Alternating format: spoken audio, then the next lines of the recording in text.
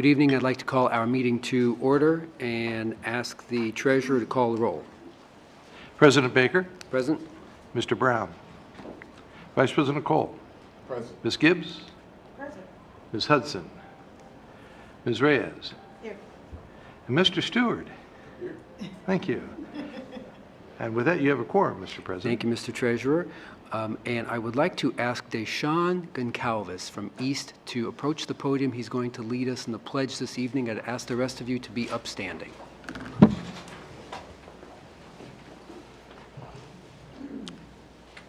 I pledge allegiance to the flag of the United States of America and to the republic for which it stands, one nation, under God, indivisible, with liberty and justice for all.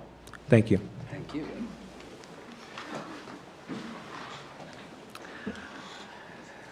Thank you, Deshaun. And I'd like to welcome Board Member Stewart back to the board table. Thank you very much for your willingness to join the board in an interim fashion. We do appreciate your service again. Thank you. All right, let me briefly read through the agenda so we all know the business that we have before us this evening. The board will adopt the agenda after I read through it. So we do have speakers this evening. We have 4 or 5 individuals who will provide testimony to the board tonight. After that, we have a number of special recognitions, after which we will hear from our superintendent. He will provide his report. We will then hear from the internal auditor, after which we will hear from our treasurer. The board will then take up its consent agenda, after which we will hear announcements from board members. The board will then recess into executive session. So having said that, the chair will entertain a motion that we adopt the agenda as presented. So second. Moved and seconded. Seeing no discussion, Mr. Treasurer? President Baker, Yes? Vice President Cole, Yes. Ms. Gibbs, Yes. Ms. Reyes, Yes. Mr. Stewart. Yes. That motion carried. Thank you very much. I appreciate that. And what I'd like to do, if there's no objection, is go ahead and move up those special recognitions that I mentioned, because we do have some individuals in the audience who will be here to accept those. So we want to honor their time. Those are items 4.1 through 4.3 for immediate consideration. So if there's no objection, what I'd like to do is first offer a resolution in recognition of National Bullying Prevention Month, and I would like to ask Cheryl Ward to come to the podium to say a few words and to be prepared to accept this resolution. Good evening, Ms. Ward. To President Baker and all board members.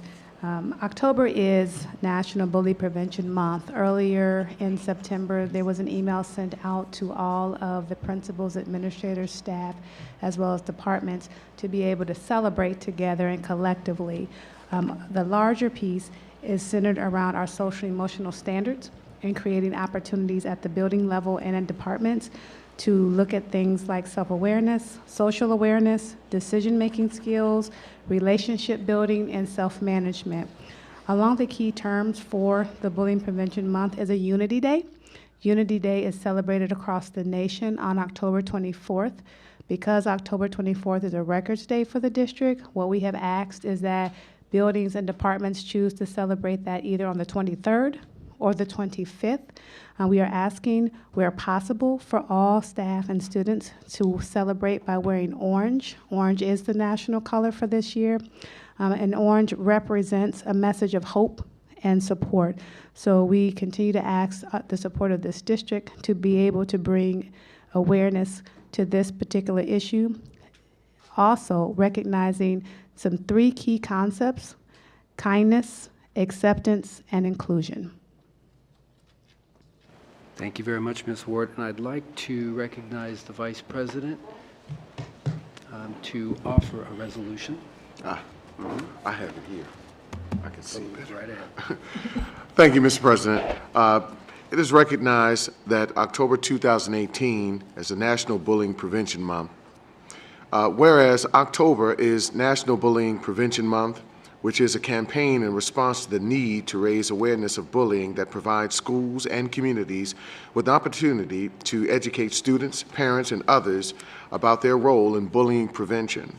And whereas the Columbus City Schools Board of Education supports the rights of students and staff to attend schools that are safe and free from violence, harassment, bullying, and discrimination. I'm going to skip a few whereases. This is a fairly long resolution. Whereas the most effective approach to creating safe school environments requires a comprehensive, coordinated effort, including school-wide, district-wide, and community-wide strategies that where all institutions, organizations, and individuals must accept responsibility for their critical roles and collaborate to establish a positive environment for teaching and learning. Now, therefore, be it resolved that the Columbus City School Boards of Education hereby recognizes October 2018 as National Bullying Prevention Month, and be it further resolved that the Board of Education support the goals of National Bullying Prevention Month and will work with a broad spectrum of local community stakeholders, parents, students, teachers, and staff to develop, implement, monitor policies and programs that foster our spirit of success and support positive school climate from bullying, harassment, discrimination, and violence. Thank you, Mr. President. Is there a second? Second. Board Member Gibbs? All right. Any of my colleagues have anything they'd like to say about Bullying Prevention Month? All right. Ms. Ward, I want to thank you for being here this evening, and if there are no other comments or remarks from my colleagues, Mr. Treasurer? Vice President Cole? Yes. Ms. Gibbs? Yes. Ms. Reyes? Yes. Mr. Stewart? Yes. President Baker? Yes. That motion carried. Thank you. Ms. Ward, do you have any of your staff members or team here with you this evening that you'd like to introduce? Not this evening. Okay, very good. So thank you for being here. We appreciate all of the work that you do, and we know that safe environments are critically important to our students achieving their very best. So thank you for the work you do. We appreciate it. Certainly. Have a good night. Thank you. Let's move on to our next resolution, which is a resolution in recognition of Breast Cancer Awareness Month. And I'd like to ask Dr.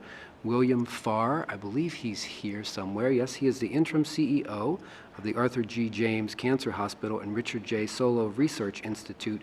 Come to the podium, and if you wouldn't mind, just share a few words as you prepare to receive this resolution related to Breast Cancer Awareness Month. I'd be happy to, and I appreciate the opportunity to come and just briefly talk about breast cancer and how important this resolution in recognition of Breast Cancer Awareness Month is. Breast Cancer Awareness Month brings to the spotlight breast cancer. As you know, breast cancer continues to be the #1 diagnosis of cancer in the female population. And is second only to skin cancer in the death of females. So this month has always been very important to again remind women that breast cancer can be cured, and the easiest way to cure it is with early recognition. And so one of the big pushes on Breast Cancer Awareness Month is to remind women to get mammograms. You really need to start getting mammograms at age 40. And get mammograms every year. Breast cancer, when picked up early, 90% of breast cancer can be cured. So the message out there that we try to get out in Breast Cancer Awareness Month is early detection saves lives, and we appreciate this resolution. Thank you, Dr. Farr, and I'd like to ask Board Member Reyes to read the resolution. Thank you, President Baker. So in recognition of October 2018 as National Breast Cancer Awareness Month, whereas October is designated as National Breast Cancer Awareness Month, and whereas breast cancer touches the lives of our students, staff, families, and residents from every background and every community across our district. And whereas, though great strides have been made in combating this devastating illness, more women and men will be diagnosed with breast cancer this year. And whereas during National Breast Cancer Awareness Month, the Columbus City Schools Board of Education honors those we have lost, lends our strength to those who carry on the fight, and pledges to continue to educate our students and our community about this tragic disease. And whereas this month, the Board of Education stands with those who have been afflicted by, afflicted by breast cancer and recognizes the ongoing efforts of dedicated advocates, researchers, and healthcare providers who exemplify the Columbus City Schools' spirit of success as they strive each day to defeat this terrible disease. Now, therefore, be it resolved by the Columbus City Schools Board of Education hereby recognizes October 2018 as National Breast Cancer Awareness Month. And be it further resolved that all employees are encouraged to wear pink in October as a show of support for breast cancer awareness and that early detection is key. That's a motion. Is there a second? Second. All right. Is there discussion? Board Member Reyes? So as I'll be celebrating 5 years as a breast cancer survivor this year, and that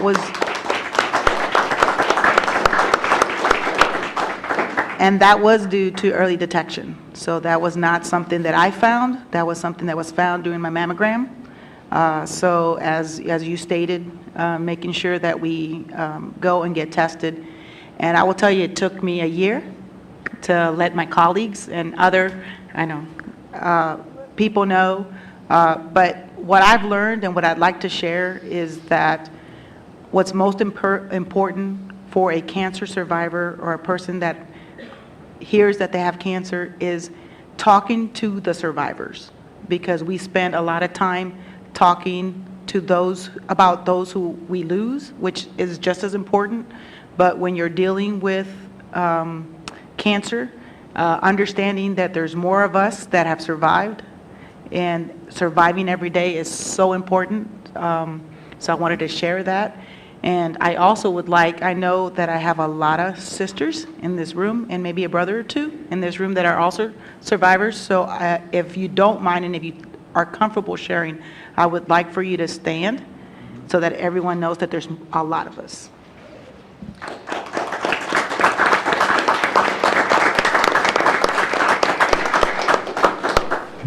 Thank you. Thank you, Board Member Reyes. Any other comments from my colleagues? Board Member Gibbs? Just a thank you, and thank you for joining us.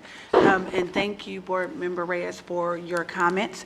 And just another advertisement, as our colleague here is a survivor, so are a few of my male friends. And so breast cancer is not just a female disease. It hits us disproportionately, but men, please get checked too.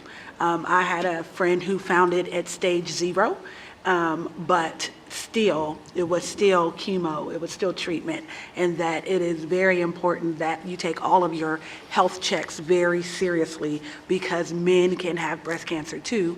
And we're celebrating this in Columbus City Schools in the hopes that someone in our classrooms right now will find the cure.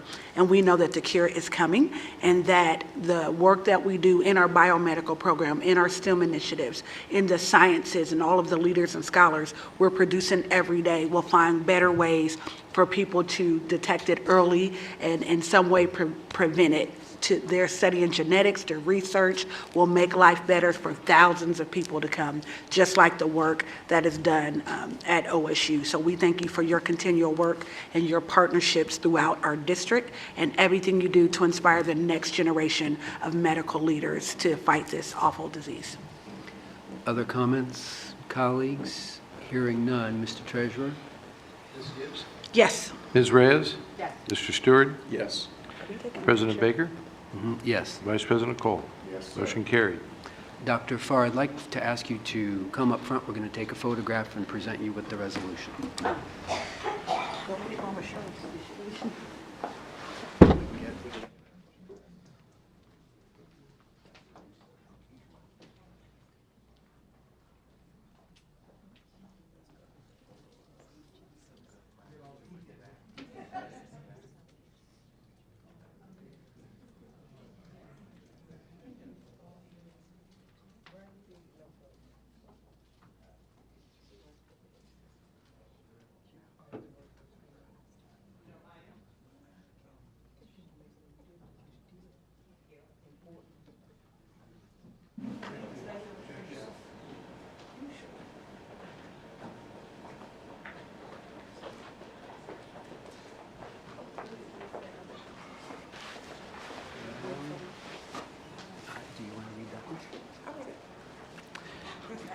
Thank you very much. I want to thank all of you who were here specifically for that Breast Cancer Awareness Month recognition. I want to thank Dr. Farr for being here with us as well. And thank you to all the good work that goes on at the James Cancer Hospital. Thank you.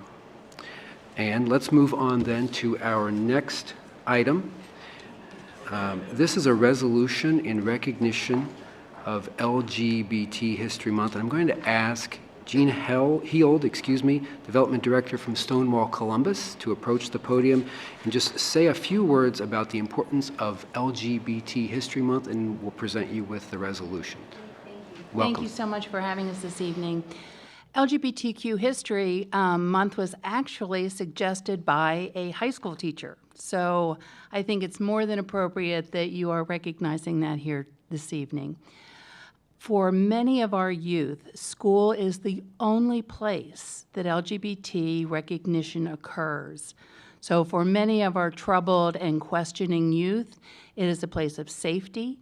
Schools have provided gay-straight alliances for kids to come together and share some of these issues.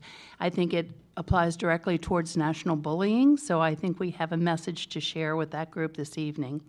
Our LGBTQ youth have need of reference and compassion. They need adult role models with which they can discuss these issues. And actually, the History Month creates an icon for every day of the month where teachers or students themselves can go online and learn about some of those interesting people. This month alone, two of my personal heroes, James Beard of the James Beard Food Foundation, and Elizabeth Birch, who left the corporate world of Apple as their corporate counsel to become head of HRC and really move forward the civil rights activities for the LGBTQ population in our country. So I thank you for acknowledging this, and I thank you for making it a safe and comfortable conversation for youth in our schools. Columbus has set an amazing example, and HRC has just recently granted the City of Columbus with 100% acknowledgement and satisfaction, and the Columbus City Schools program is a good reason for that and has contributed to that recognition. So thank you. Thank you. Thank you for being here, Ms. Heald. We appreciate you being with us this evening, and Board Member Hudson's timing is impeccable. I'm going to ask her to read the resolution.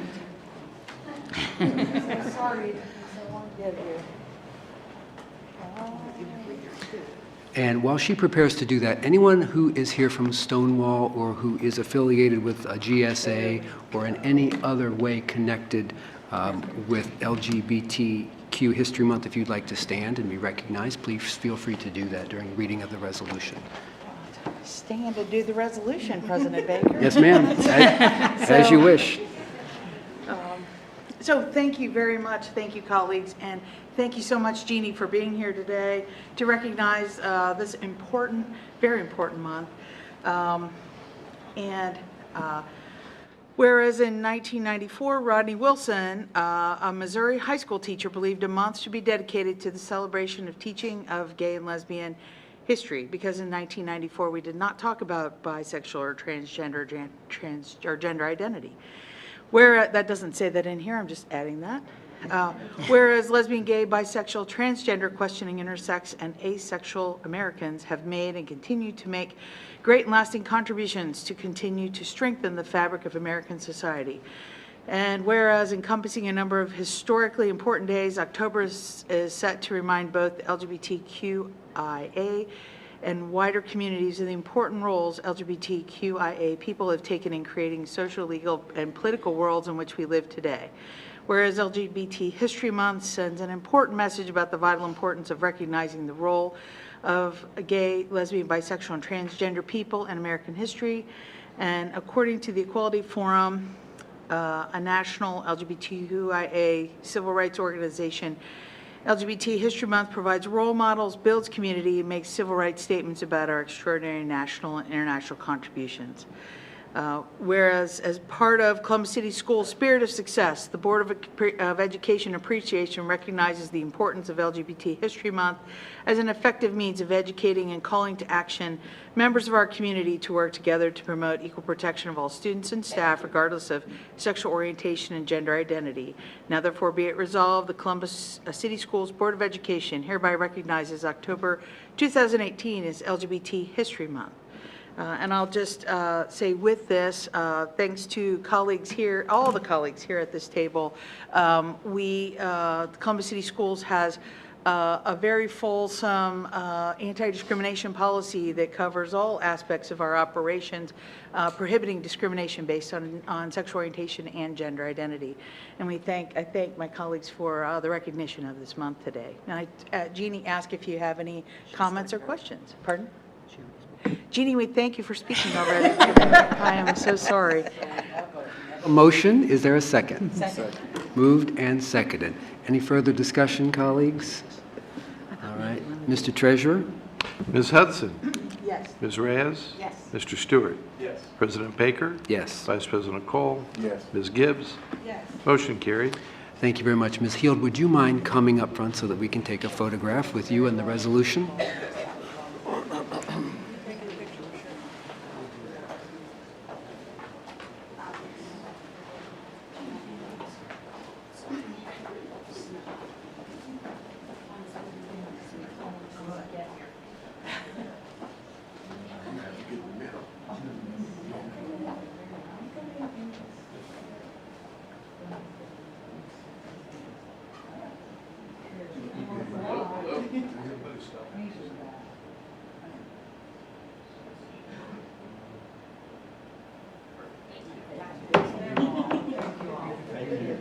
Stand right here, colleagues. Now, if there's no objection, could we get a picture with Cheryl Moore? Come on up. We can take a picture with you anytime. This is a special occasion. Mr. Cole, here's the resolution.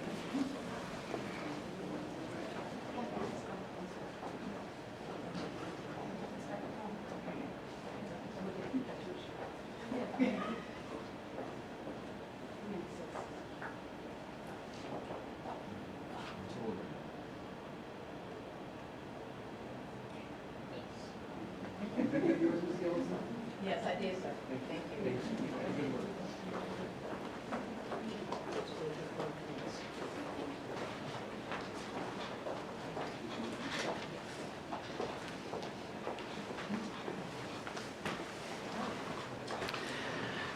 All right, thank you for that indulgence, colleagues. Let's move then to public comment. So I will call your name and I'll ask you to approach the podium. You will have 4 minutes to speak. You'll see a timer up on the screen. And I would ask you to keep your comments to 4 minutes so that everyone has the opportunity to speak who would like to address the board this evening. Our first speaker, Mr. Rodney Kent. Topic: tabling the vote and an alternative plan. Board action: table the vote and review alternative facilities task force plan. Mr. Kent, good evening. Welcome back. Good evening, President Baker and board members, Superintendent Stanford. I brought with me, in the essence of time, a preliminary that I would like to submit to you and to the board. And what it will do is begin to outline the considerations for an alternate plan for the Linda McKinley community. And in there also, we're going to talk about it in 1, 2, and 3-step phases. We are currently organizing with the community churches within the Linden community, and we're going to be holding some meetings, and we're going to be inviting some of you to come, all or in part. And I've read the article in the Dispatch, which I'm very pleased to hear. And we feel that we have an alternative to your approach, that when you speak of history and all the things that come with it, well, I went back and did some history also, and I reviewed some of the old boundary lines and how the Linda McKinley High School was being fed from feeder schools. If you look at the information that I'm going to present to you, as I said, in the essence of time, you will see how those borders will create a natural feeder format for Linda McKinley High School. And as I spoke to you earlier, We're also going to do an aggressive campaign to find out why some of the students have moved out, and some of the reasoning is the middle school is an impact for which we've not totally considered. When a kid is in elementary and they're not sure where they're going to go to school or where they're going to end up being bused and pro-choice comes into play, uncertainty has devastated us. So we have an approach that we think that will address those concerns, and of the members and the people in that community, they're becoming excited. And when I first approached you, I was but one. Now I am but more than one and growing. So we will be inviting you as to dates, times, and locations for these meetings to take place and invite you to come and hear the community speak to you in regards to what they want and what they feel is an avenue of travel that will be beneficial to the community and to the children who go and live in that community. We have a three-prong approach, and as I said, because of the essence of time, I will not read all through this, but on the back end of it, there is an outline of borders that go back to historical data that you can verify, and you can see how the feeder school program was then introduced to the Linden-McKinley community and how it split at the Sunbury and Brentonell areas where at that time Mifflin Township was a consideration to boundary lines. So with that information in your hands, I'm looking forward to also attending the facilities management meeting. I think it's on this coming Monday. Is that true? Yes. Okay. I'd like to be able to attend that meeting also so that as questions are brought forward, we can then begin to flush them out and begin to address them, and we will then go from here back to the community, and in those community meetings, we will discuss those outputs, and then we will look at what format of inputs we will come forward with to address those concerns for which you have an opposition, or if you are in compliance with what we're thinking as a community, then we will be the beneficiaries of your compliance and your consideration. It is for these things we ask, and as I say, when I close all of the meetings or I'm speaking, I like to do it in such manner. Our children are the seeds to the future. Your love will warm them. Your praise will shower them. And education will make them grow. Ladies and gentlemen of the board, I say thank you for your consideration and this opportunity to address you with this very important concern. Who should I extend these to? You'll take those? Thank you. And if so, would you contact me about the meeting time and location on Monday? All right. Ladies and gentlemen of the board, thank you. If there's any questions, I'll try to entertain. Thank you, Mr. Kent. Colleagues, are there any clarifying questions for Mr. Kent this evening? Thank you very much for taking the time to be with us this evening. Thank you. Thank you. All right. Our next speaker is Reverend Ashe. You were here the other day, I do believe. I beg your pardon. Topic, supporting the alternative plan, board action, delay the vote, and enforce plan presented. Give me honor to Welcome. God, the Almighty. Good evening, President Baker, to Vice President Cole, Treasurer Bohoek, Internal Auditor Smith, all the members of the board, and of course, Interim Superintendent Dr. Stanford. Once again, I am very humbled to stand before you this evening. I am here representing the concerned Linden clergy. Our chairperson is Pastor Charles Tatum of Good Shepherd Baptist Church on Hudson and Cleveland. Our co-chair is Bishop Les Sims of Living Waters on Cleveland Avenue between 20th and 21st Avenue. I am the community organizer for the concerned Linden clergy. I'm also a member of the Baptist Ministerial Alliance of Columbus, Ohio and vicinity. President Laws is my president. I'm also a member of the Interdenominational Ministerial Alliance of Franklin County. Dr. John Coates II is my president. And I have worked for the Ohio Council of Churches in the past, which is a statewide organization of ecumenical proportions. I'm here in support of the plan, the alternative plan that my good friend, Dr. Rodney Kent, has presented. I don't know how many others Well, could I have the people that are here from the churches and other supporters please stand so you might be seen? Thank you. These are just a few of the folks who are in support of the plan. Mr. Kent came to our Concerned Linden Clergy executive meeting, and our executive committee adopted the plan wholeheartedly, 100%. Now, it is my job as community organizer for the Concerned Linden Clergy to go out to the 120 churches and organize them so that they might view this plan and give their input to it. There are approximately 120 churches in the Linden area, both north and south, if you combine them. So that is my mission at this point, to go out and make sure that we have community input to the plan to the nth degree. And that's what I intend to do, because I love Linden, I love the community. The boundaries that we have in the South Linden neighborhood plan are not accurate. These boundaries are far too small and narrow. The boundaries that Mr. Kent put in his plan are a lot more correct than these are in this plan. I'll be meeting with the mayor on next Tuesday when he unveils his Linden plan at St. Stephen's Community Center on 17th and Joyce. I invite all of you to come. There'll be a lot of lively discussion, I am sure, as to what he has to say.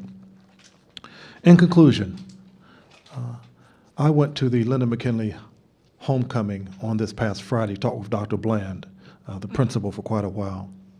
They played Centennial High School. Centennial had a band of about 120 members. They had beautiful uniforms. They had raincoats. It rained that night. And their instruments were beautiful. They had 9 tubas. Linden McKinley Band had about 25 people. Their instruments were ragged. Some of them were dented. The trumpet players, some of them didn't even have caps on their valves. They didn't have rain gear. And it was a far cry from 1970-71 when I was at Linden McKinley, when we had 150 people in the band. And I felt very badly about that. Not only did Linden lose the game, but that's just the whole presentation was very bad. It was very poorly attended. And this really shows forth what has happened at Linden. People have moved out and left because of many different things, the housing situation, just the whole perception is bad. And I don't want to happen what happened at Flytown and what happened in was now Victorian Village, and what happened in Godman Gill, and where all the poor folks are, like Bollinger Tower, have been moved out. We are not against development. We would just like to have a piece of that development. So we're asking that you give us your consideration, that you come to our meetings when you can. We meet on the 4th Thursday of every month at Good Shepherd. I thank you for your time, and I would like to encourage you to stay on the battlefield. Don't give up. It may seem difficult. You may not always agree with everybody, but don't give up. Better times ahead. So thank you, Mr. President, for your time. Thank you, Pastor Shea. Are there any clarifying questions, colleagues? Board Member Gibbs. Thank you, Pastor Shea. Can you repeat the meeting date and time of Yes. that group again? Yes, the Concerned Linden Clergy will meet at 6:30 on the last 4th Thursday in this month at Good Shepherd Baptist Church, which is on Hudson, right there on the corner of Hudson and Cleveland Avenue. And that will be the last 30. I think that is the 24th, if I'm not mistaken. Yeah, right here. Is it every 4th Thursday? Every 4th Thursday. And we will have a number of churches come. We will also attend tonight after this meeting. We will be at the South Linden Area Commission meeting, and then, which is tonight at 7, so I'll have to leave early. But the mayor will speak at St. Stephen's, unveiling the Linden plan on next Tuesday at 5:30. So I would encourage you all to come there, because you'll be able to get a lot of input from the community, because you're doing a very important thing at this point. I know your intentions are good, and you want to uplift the Linden area by doing the plan that you have put in, want to put in place. But my question is that the plan that will really help the Linden community? And will the community really support you in that? That's the question. I'm trying to go out and organize all the churches so that we might be able to let you know how we actually feel about that. So I'm not just saying, here's the mess. I'm saying, here's the broom. Very much. Thank you, President Baker, for We your time. appreciate you coming down this God evening, bless you. Pastor. Thank you very much. Our next speaker, Nathaniel Wilkins. Topic, supporting the alternative plan, board action, delay the vote, and enforce plan presented. Mr. Wilkins, good evening.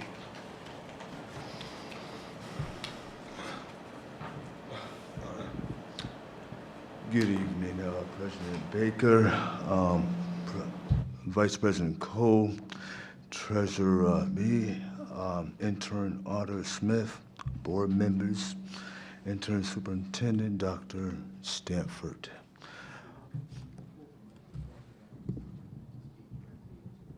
Hello, can you hear me now? Okay. Good evening, President Baker, Vice President Cole, Treasurer Baker, I'm not for sure. Auditor, Intern Smith, board members, Dr. Stanford. I'm in support of this plan. I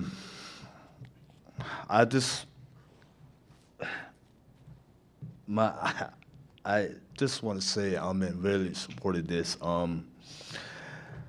I just want to make sure that things are just being done right.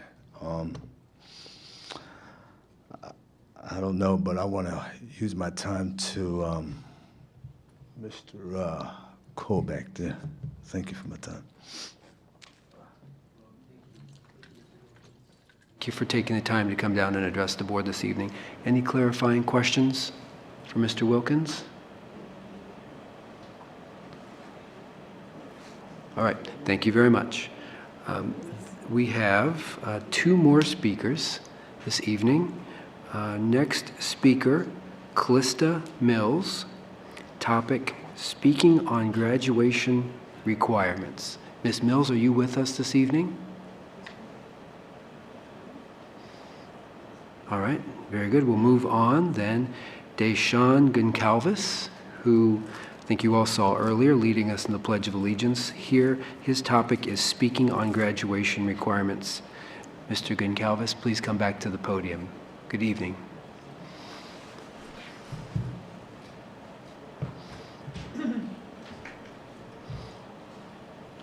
Good evening, President Baker, Vice President Cole, Treasurer Bohoric, Internal Auditor Smith, members of the board, Interim Superintendent Dr. Stanford. My name is Deshaun Goncalves. I am a representative from Columbus East High School, and I'll be speaking on the graduation requirements for the class of 2019 in comparison to the graduation requirements for 2018.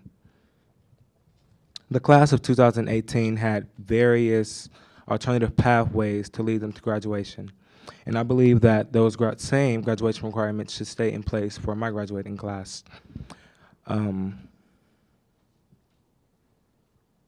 Many students at East High and across Columbus City Schools face various barriers that can hinder them from reaching graduation. And these pathways that were put in place last year definitely helped many people reach the next level, and rather from going from high school to college or going from high school into moving directly into a workforce or some type. So I believe that those should stay in place, definitely. I believe that with a diploma comes with very much opportunity. And I believe that we should not hold students back from achieving life goals due to not graduating from high school. And I believe that if the class of 2018 had these requirements, why should this class of 2019 not have these requirements? Because these students are still facing the same challenges that the class of 2018 were facing. They're still going through the same thing, so why should they not have the same valid opportunity to be able to graduate?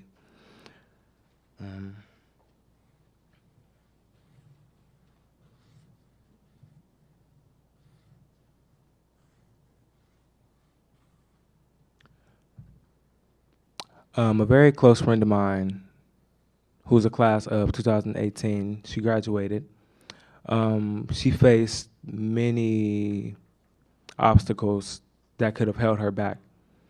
She struggled with mental health issues.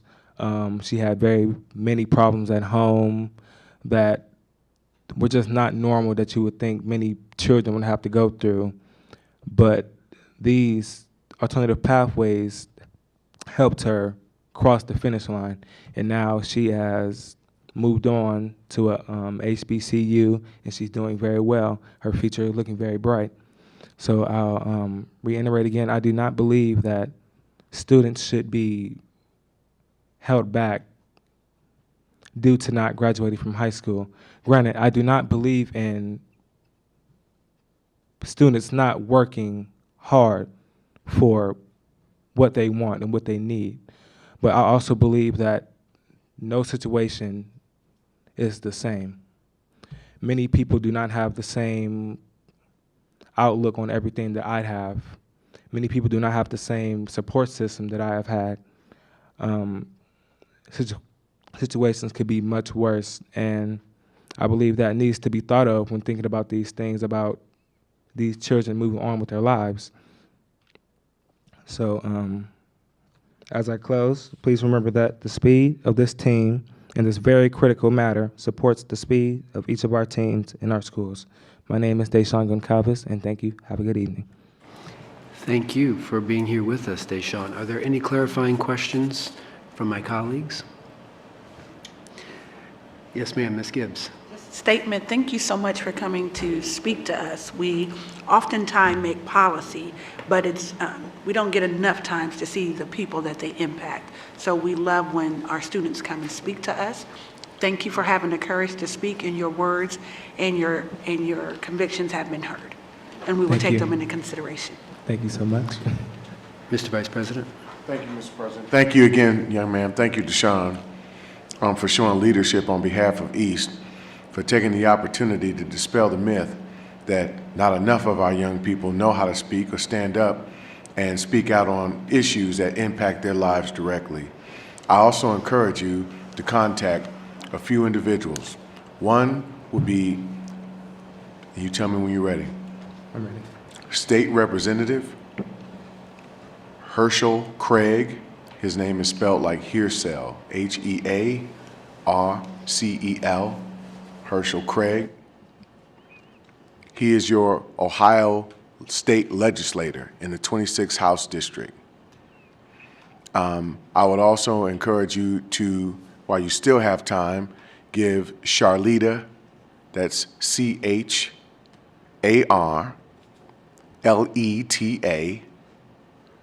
Tavares, T-A-V-A-R-E-S. She is your state representative in the Senate. So she's your representative in the state Senate. That's the 15th Senate District.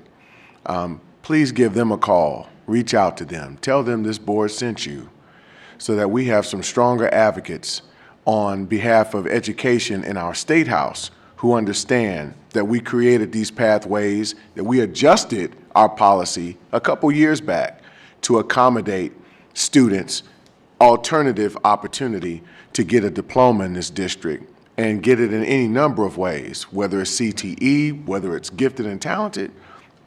We offered a myriad of ways to continue that, but this is where that change is happening and impacting you. I just want you not to leave here and not know what the truth is about what's happening with public education. Stick around, you'll hear a little more, I believe. All right, Thank you, thank you young. very much. Thank you, son. Any other clarifying questions or comments from board members? Deshaun, thank you very much for coming down this evening. Is there anyone else who came with you? Do you have any friends or family or teachers or administrators here with you? My assistant principal, Martha Howe, is here with me. Ask them to stand up. Would you Or please raise stand, Ms. raise your Howe? hand if you're already standing. Hi there. Thank you. You're an amazing student. We know she's an amazing administrator at the school. She is. Thank you very much. Thank you. Nice to meet you. All right.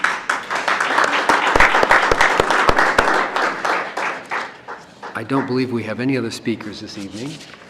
So, thank you very much to those of you who addressed the board this evening. We appreciate that. And let's move on then to a hearing from our superintendent. Dr. Stanford, the floor is yours. Thank you, Mr. President and members of the Board of Education. There are 3 parts to my comments tonight, each tied directly to our district's dedicated efforts to give every student in this district the tools, skills, and opportunities to be ready for success in the classroom, at graduation, throughout our community, and across the globe. The best maximization of our time, to best maximize our time, let me get right to the first presentation and our partnership with the Columbus Rotary. You all know Rick Studer. Mr. Studer, please come to the podium to address the board. But as he approaches, I would like to remind everyone here tonight that the Columbus Rotary has helped to nurture a culture of service learning among our high school and middle school students since 2003. That's 15 years of fostering community service, attitudes, knowledge, skills, and leadership with our young people. Each year, our students devote thousands of hours to their community service projects that impact the lives of thousands in their communities, their schools, and even in foreign countries. And so with that, tonight, Mr. Studer is here to officially launch this year's Service Above Self campaign.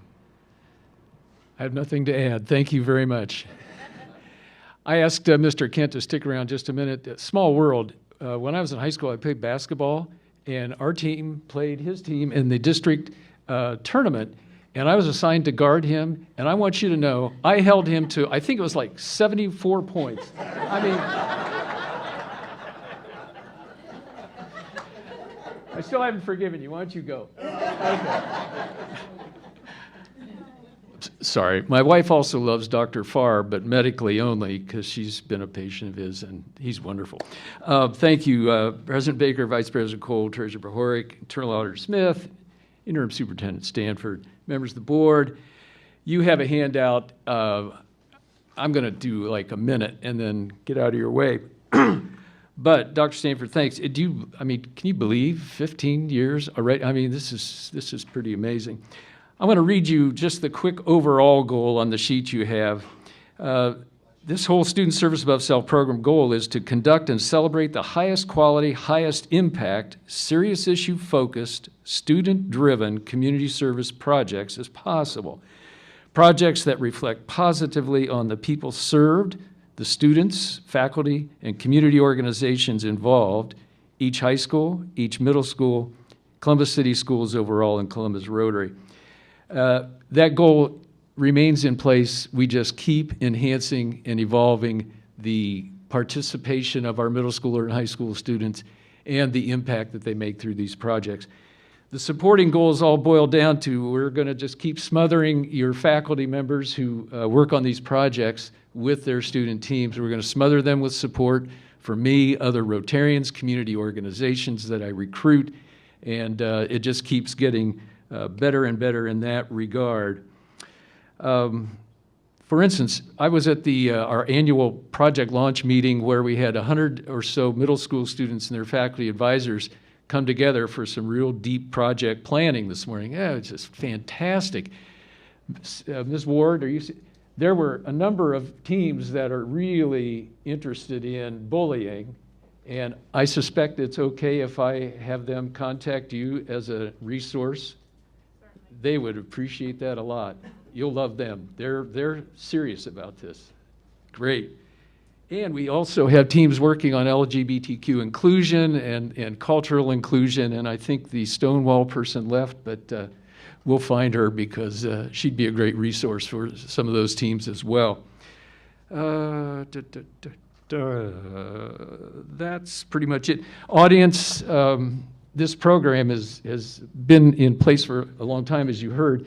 I can hand you a copy of what I've given the board if you have any questions. My contact information is on there.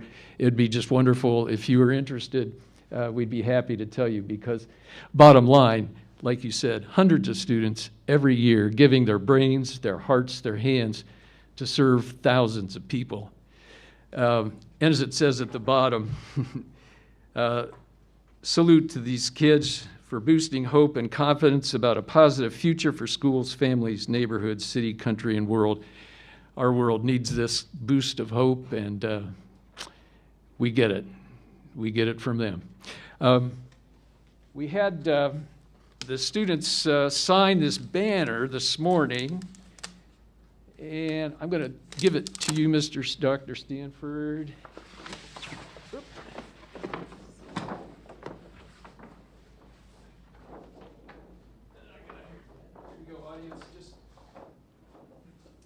All the kids who participated, we just asked them to sign. It says, we came to learn, then to serve. They came to learn some really deep project planning skills. I used to do this for corporations, and I didn't dump this down. I mean, they dug in and they grabbed this and they charged through. So then we had them sign this for obvious reasons. So there you go. Yes, of course we're going to show you. There you go. So,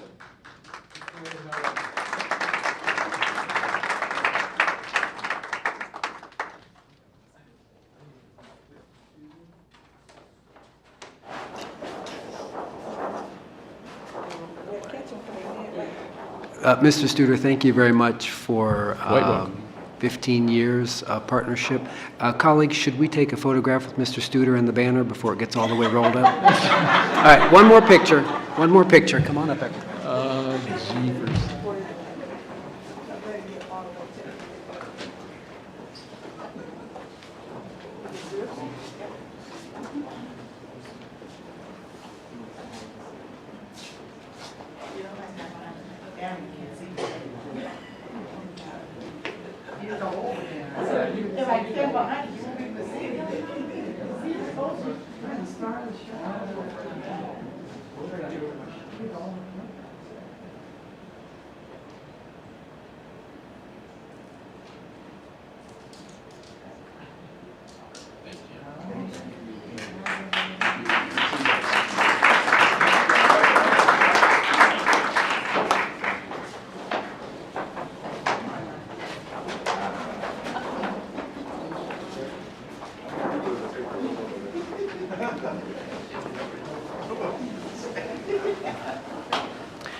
Are there any comments from my colleagues on the partnership with Columbus Rotary?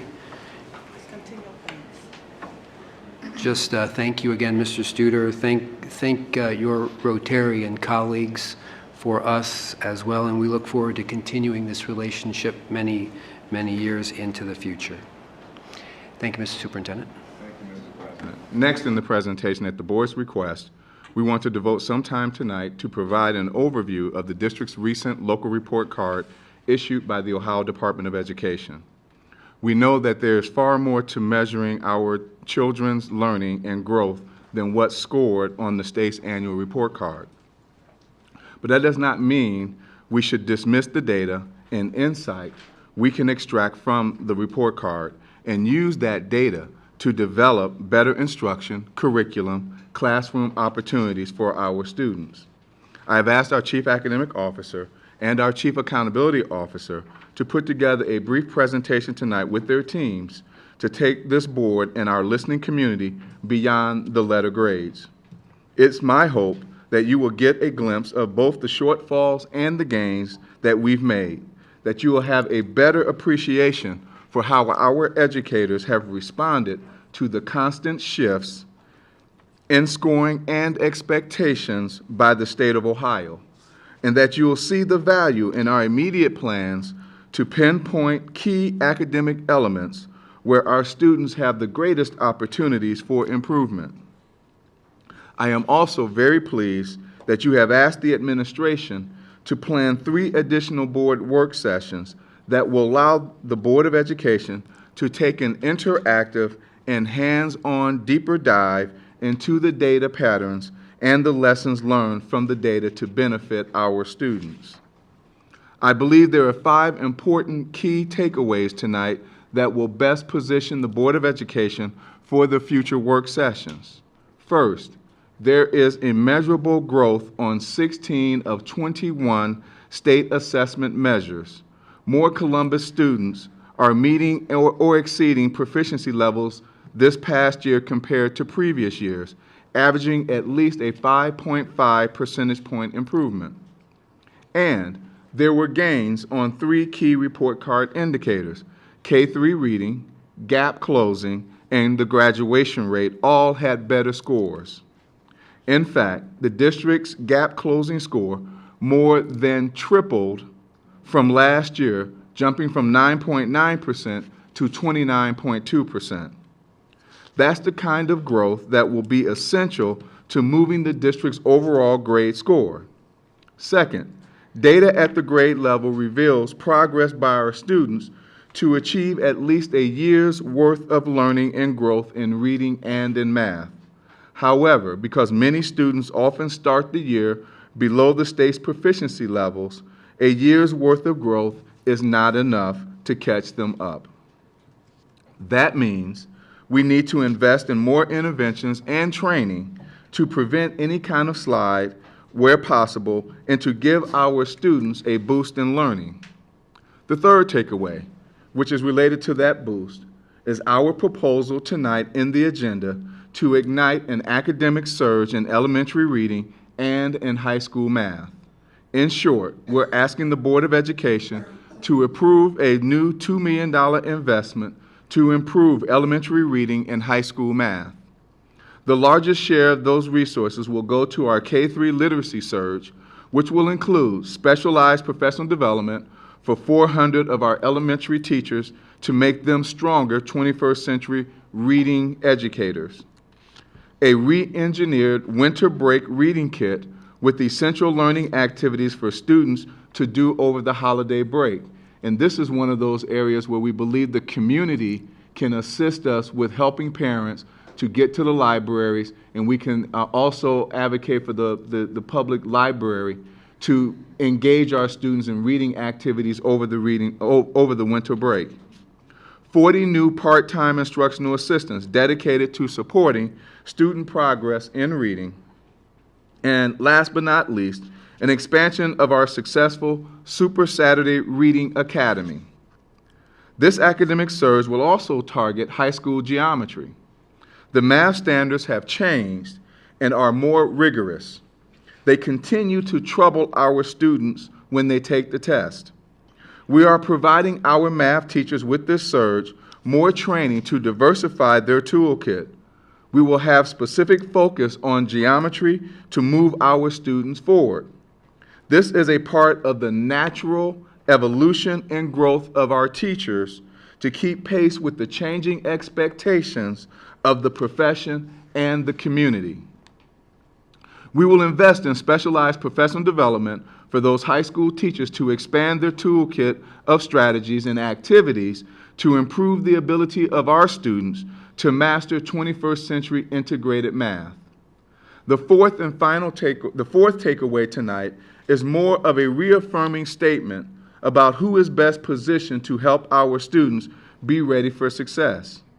By inaugural issuance of this district-wide grade, the Ohio Department of Education has initiated the first step in declaring an academic distress for Columbus City Schools. Under the state's law, if the district is unable to change that grade by the end of the 2020-2021 school year, a state-mandated academic distress commission would be established that would supersede local control, take the district out of the community's hands, and place the district into the hands of appointed officials. We know that the best decisions in a child's education are always made at the local level by their families, by trained and skilled teachers, staff, and administrators, and by dedicated stakeholders in our neighborhood, businesses, and our communities, and of course, by locally elected school boards. The final and most important takeaway from this presentation is that we have to do better for our students. Our teachers and school administrators are already working hard under these difficult situations.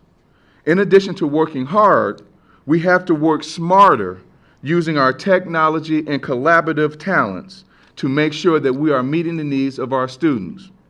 Our students are depending on us to prepare them for a world that is changing faster than ever before.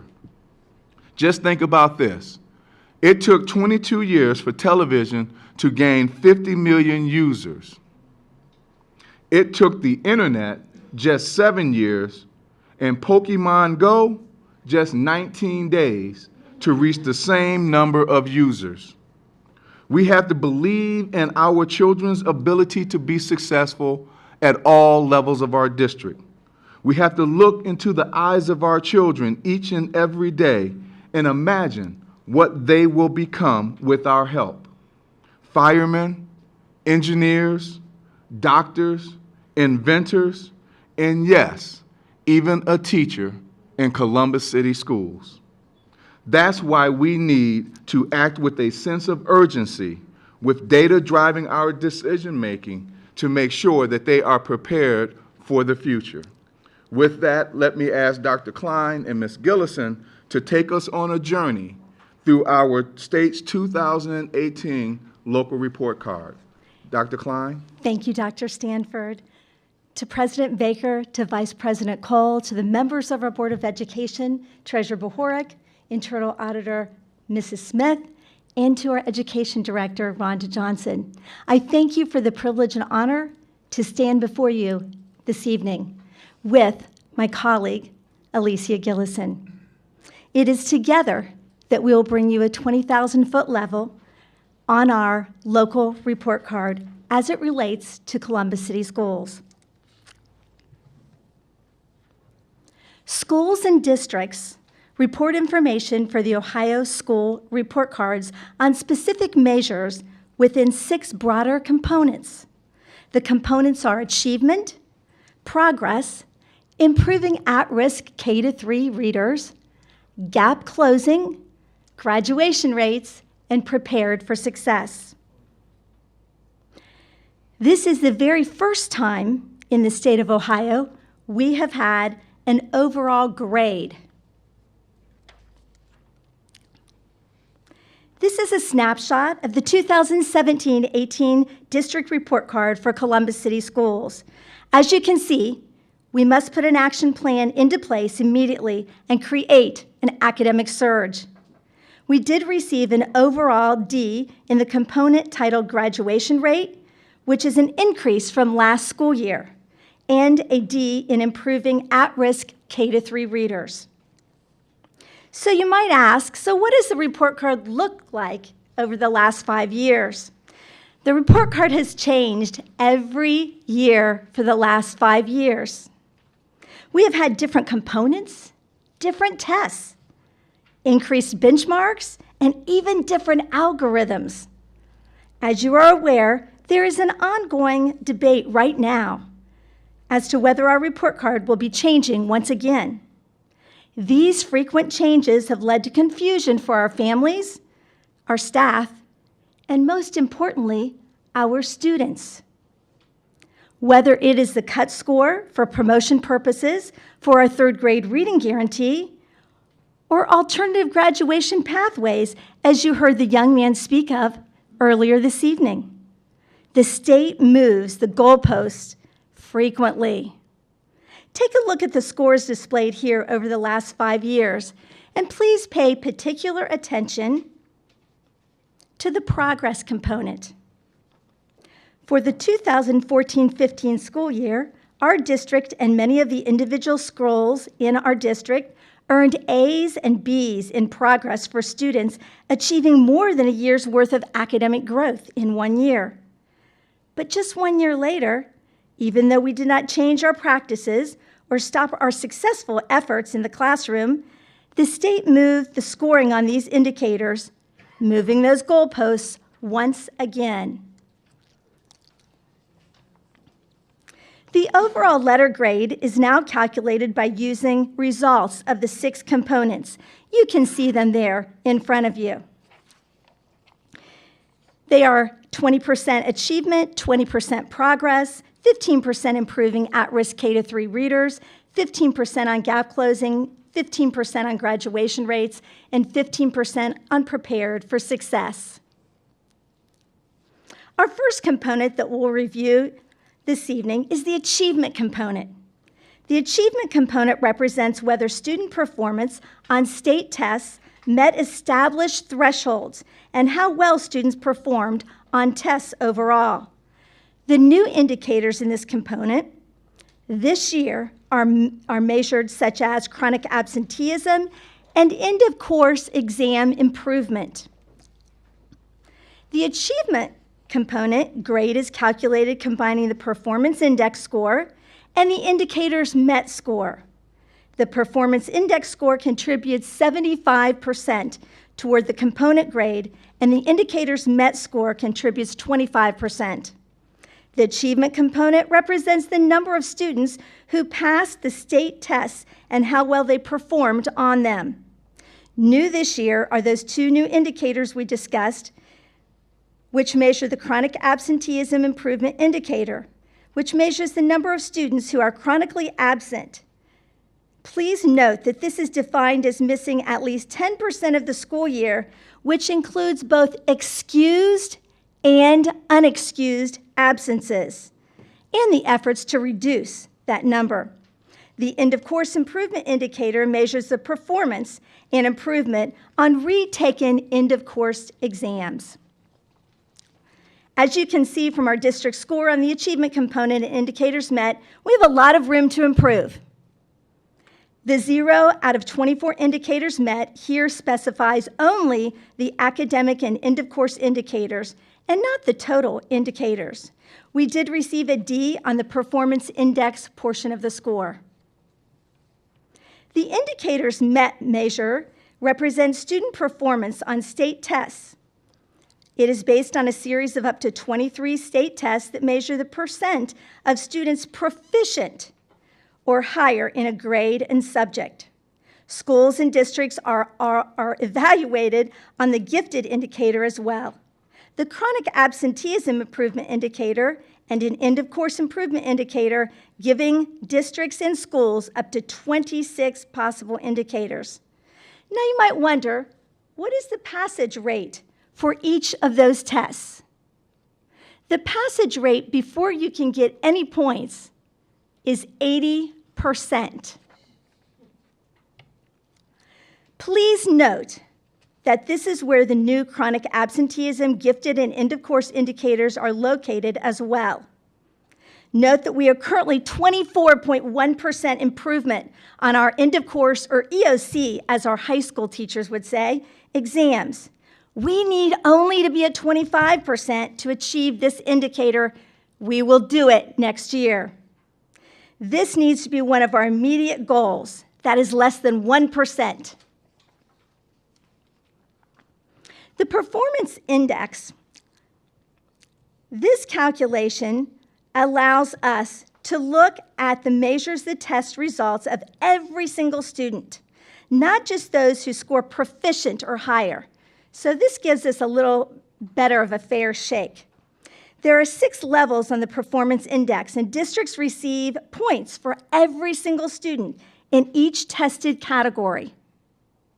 Please note that there is a different weight assigned for each level from untested to advanced plus. Keep in mind that if we don't test a student, we have 0 chance of scoring a point. Advanced Plus gets a 1.3, Advanced a 1.2, Accelerated a 1.1, Proficient a 1.0, Basic a 0.6, Limited a 0.3, and that big fat 0 is for students that do not take their tests. Students may become proficient in 1 year when they move into that category. However, what's really important to note is that the progression a student makes helps their school, the student, and our district. So if you're at the basic level and you move up, it also gives you extra points.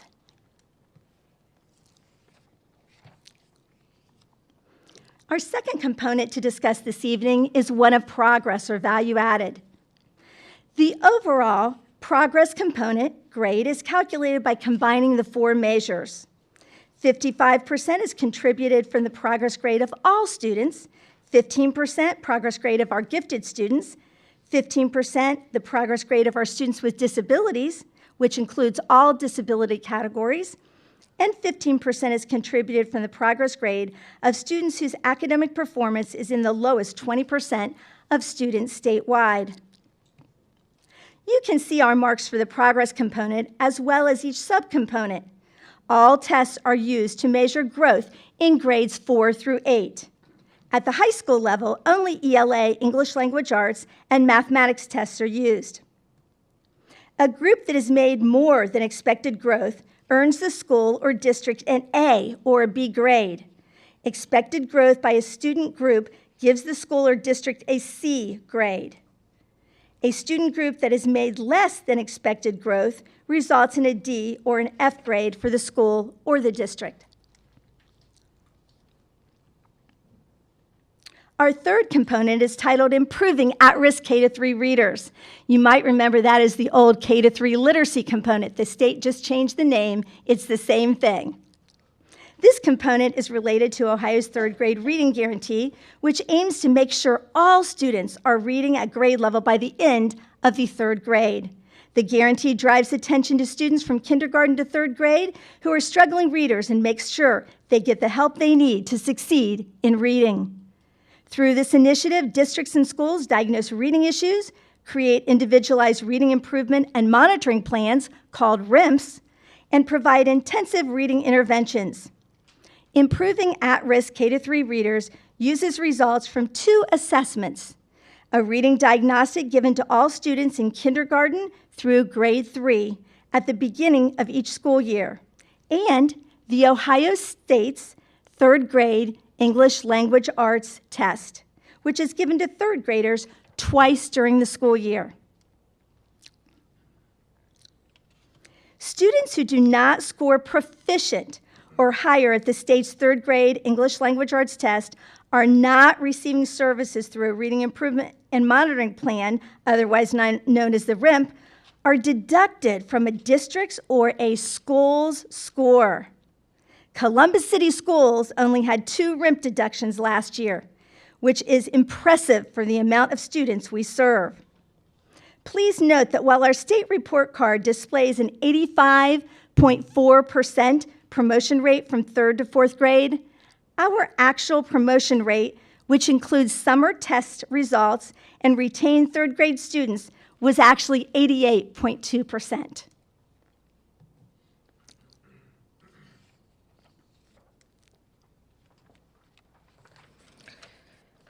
As we're going through the presentation, there are several slides that will make your heart stop and your heart drop.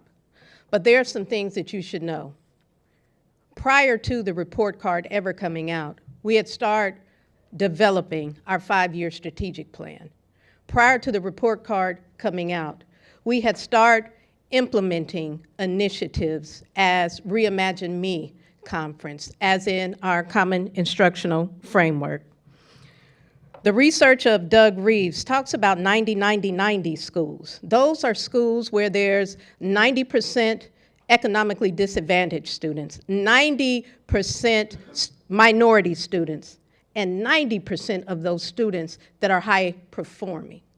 So of course I have delved into that work with my team to look to see what are these attributes that we can implement in Columbus City Schools. Our 5-year strategic plan is right on target. It calls for us analyzing data, focusing our direction, limiting our initiatives, and developing collaborative capacity building. Out of the entire report card with 6 components, there are 4 foci. And we are selecting those foci because they are leverage points. When we talk about K-3 literacy, those are our earliest learners. So what this is telling you and showing you is those students are starting behind.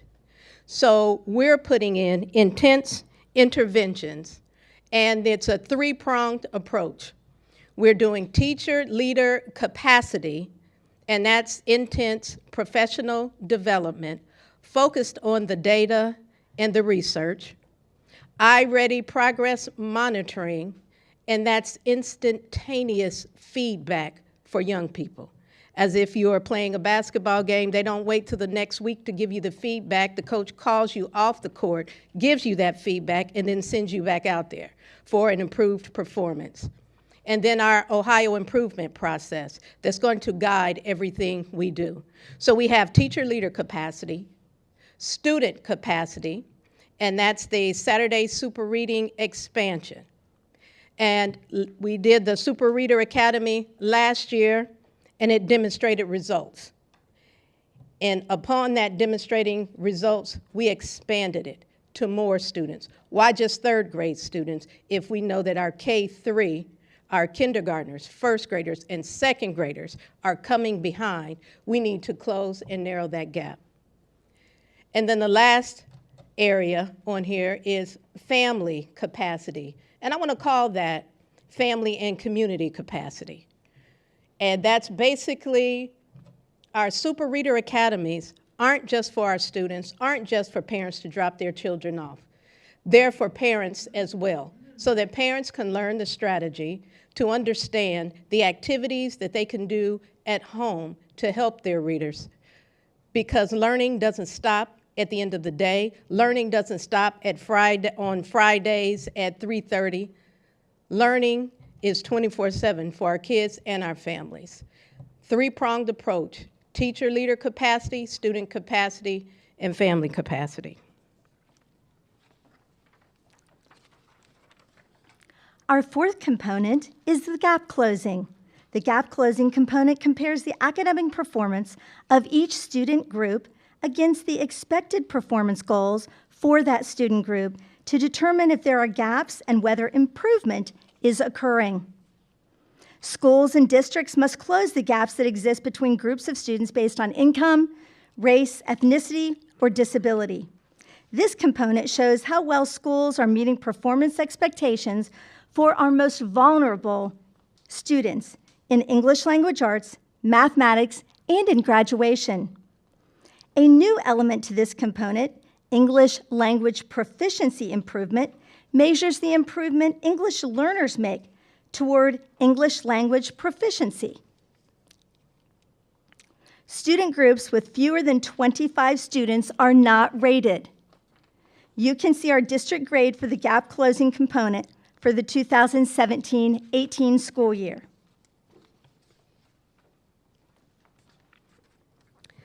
Gap closure was one of those areas that Dr. Stanford shared with you where there was growth in that area. And before I talked about those 4 areas we're focusing on, we're surging on, and we're going to use as leverage points, K-3 literacy is one, ensuring that our students are reading on grade level, giving them the foundation that they will need as they go on to 4th grade, 5th grade, 6th grade. The second area is gap closing. When we're talking about those students that are economically disadvantaged, we're talking about our students who have IEPs, and we're talking about our ELL students. We're talking about closing the gaps, and we have initiatives in place focused on just that. And I want to pause right here for a minute, if you will indulge me, and I want to ask the members of the academic service team and the network team to please stand.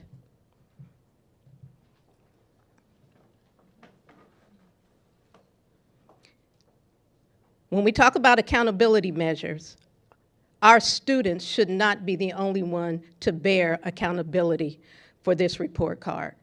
It is each and every one of us. Thank you, team. And once again, we have leaders, teachers, students, and families working together, creating this synergy that we're going to need to close the gap. Specialized professional development for teachers to strengthen their knowledge base and to increase understanding of those high-leverage instructional strategies. Feedback isn't enough. It has to be specific, and it has to be timely. Research tells us that time and time again. You just saw a demonstration of our network standing. This year, the state has revised standards in English language arts and math, and our curriculum team has rewritten the curricula to reflect those changes: teacher, leader, capacity, and accountability. And then there's our student capacity, intervention for all students, support for our students with disabilities and for our students, our ELL students. When we close the gap, if we focus on K-3 literacy, if we focus on closing the gap for those students, right, we're moving in the right direction. But you can't have the two components, teacher leader capacity and student capacity, because who else is responsible and accountable but families? Family and community engagement efforts, and that's workshops and informational efforts and inviting parents and our nonprofit and faith-based organizations into our buildings. And we, as one of my team members always say, Leslie, let's go out to them.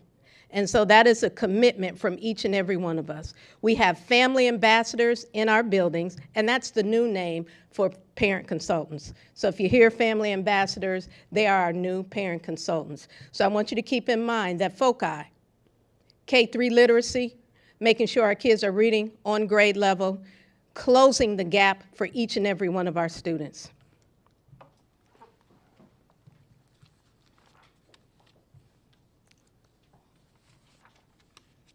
Our fifth component this evening is the graduation rates. This component is important to not only our students, but our community at large. Graduation is the ultimate goal, whether you're in elementary, middle, or high school. Our overall component grade is a D. Our four-year graduation rate is more than 3 points lower than our 5-year rate. This is unacceptable, and we will do better. Graduation rates are always 1 year in the rears. Please note that the 4-year graduation rate contributes 60% toward this component grade, and the 5-year graduation rate contributes 40% toward the component grade. This is a really special slide for me, and I want to make sure you take your time to look at this. Special emphasis has been placed on this component over the last 2 years, and this is thanks to many, many people, but I want to make sure we call out Pegeen Clary, Ed O'Reilly, Alicia Gillison, our high school administrators, teachers, our social workers, and our guidance counselors. They deserve a hand because this is a great improvement. We will again see a huge surge in this during our next report card cycle, but we must continue our diligence, as our legislators have already taken one of our graduation pathways away from our students for the class of 2019. We must do everything in our power to change this trajectory and give the light of hope to each and every student. As you can see from this bar graph displayed in front of you, our district 4-year and 5-year graduation rate is above that of other districts labeled similar districts, which include other urbans in Ohio. However, it is below our state average in the 4- and the 5-year graduation rates, and our scholars and community deserve more. Thank you. When we talk about graduation rate, I just want to ask this question, and Michelle kind of talked about 80%. You got to be at 80% to be proficient. Board Member Reyes, if you took a test and you got a 78.1 on that test, what letter grade would you have? A B minus or a C. A B minus or a C. But we saw our state report card, and it says 78.1 is an F. It says 78.1 is an F, and it says 81 is a D. Those are the things that we have to reconcile with, and we have to make sure that the message of failure is not pervasive through our district and out in the community. We have to do our part, and we have to do our due diligence to share that information. The young man that was up here talking earlier, we were at 78.1, higher than similar districts, and we had 9 alternative pathways. That was last year. This year we have 3. They reduced by 6. When you think of us needing to educate the community on what is happening and how we can mitigate those circumstances and ensure that our young people are graduating and that graduation rate continues to rise. Just the year before, the graduation rate was 74%. So when we talk about there's been improvement, the letter grades didn't show you that. It showed you the year before we had an F. That was 74. Then it showed you last year we had an F, and that was 78. So there are numbers and percentages behind those graduation rates. We're not satisfied with 78.1, and we're going to continue to ensure that our young people are meeting the standard of graduation in Columbus City Schools. And we're going to do that by teacher leader capacity, right there on the front line, reimagining the delivery of instruction. Dr. Stanford jokingly talked about Pokemon taking 19 days. I remember when I was growing up, the TV signed off at 11 or 12 o'clock. Today, television doesn't sign off. And Board Member Gibbs, if I asked you how many stations there are now, could you tell me? Has about 14. When I was growing up, it was ABC, NBC, and CBS, and PBS. So the world is changing. And so last summer, when our curriculum team worked very hard for that Reimagine Me conference, we didn't just focus on our teachers, we focused on our young people, because the world is changing and we want to make sure that our product from Columbus City Schools can go toe-to-toe with any other product in the nation, in the world. I'm sorry, Board Member Gibbs. All right, teacher leader capacity, then we're talking student capacity. And we'll only get to student capacity when we look at these different pathways, how we're preparing them to go out into the world. And we have various pathways. We have the college, and we're going to increase our college credits plus. We have our credentialing programs, a plethora of credentialing programs. Shout out to Pagine Cleary.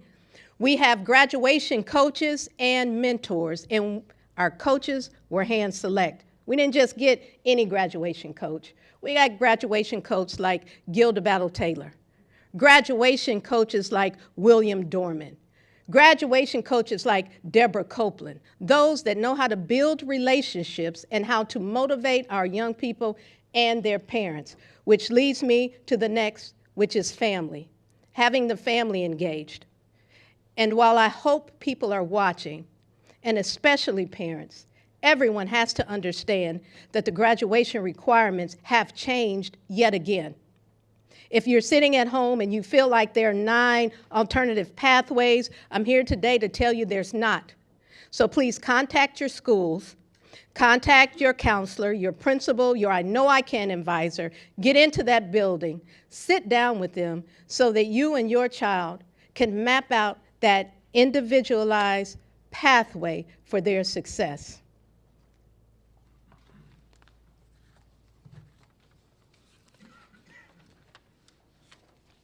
The sixth and final component of our report card is Prepared for Success. The Prepared for Success component looks at how well prepared Ohio students are for all future opportunities. Using multiple measures for college and career readiness enables districts to showcase their unique approaches to prepare students for success after high school. For example, some school districts may focus on advanced placement or AP courses, while others focus on College Credit Plus or CCP courses.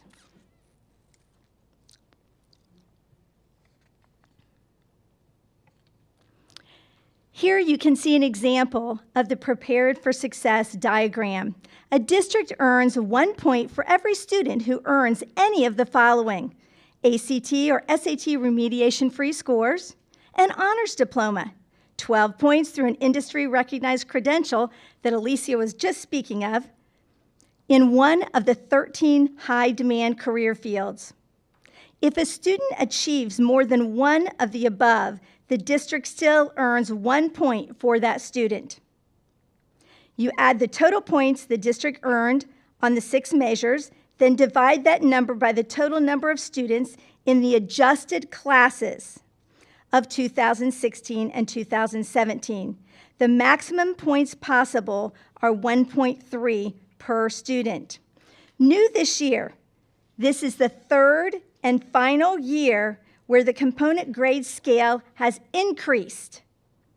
For every student who earns 1 point plus any of the following, the district earns an extra bonus 0.3. For advanced placement tests, scores 3 points or more on at least one test. So if you take your AP test, get a 3, 4, or 5, you get an extra bonus of a 0.3. International baccalaureate tests, scores of 4 points or more on at least one test, or College Credit Plus CCP courses earning at least 3 credits. If a student achieves more than one of the above, the district still only earns a total of 1.3 for that student. The calculation is done by totaling the points the district earned on the 6 measures, then dividing that number by the total number of students in the adjusted classes of 2016 and 17. Thanks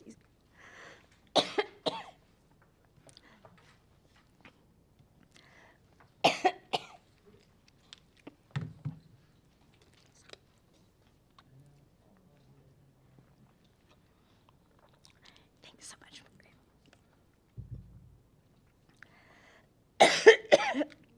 Excuse me.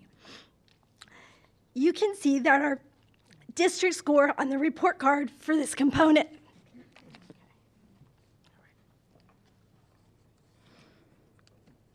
Thank you, Michelle. When we talk about prepare for success, there's a lot that goes into prepare for success, ensuring that our kids are ready when they leave Columbus City Schools, ensuring that that portrait of a graduate that we have is ready to take on the world. How are we going to do that? We are reaching out right now, working with our partners at I Know I Can, looking at ACT prep opportunities for our young people. We are going to increase the enrollment in College Credits Plus. Pegeen and her team has already increased the pathways for credentialing. So whether you go into the military, whether you decide to go to college, or whether you decide to step out into a career, that you will be prepared for success. It's going to take hard work, and it's nothing that we can do by ourselves, but it's something that we're going to do, and we're going to do it all together.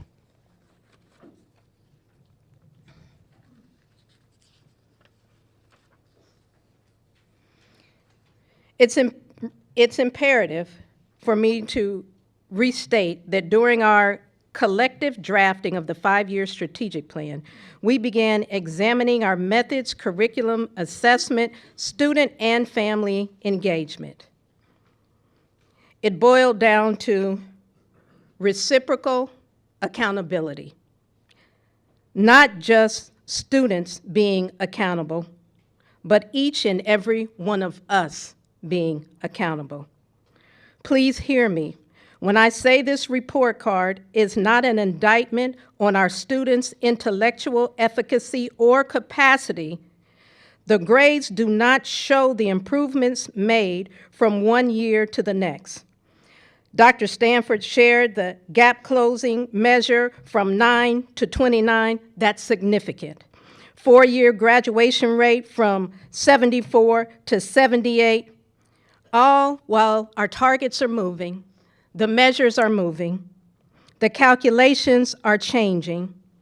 No, this report card is not an indictment on our children, but rather a rally cry for all of us to work together, eliminating the achievement, the equity, and the belief gap for all of our students.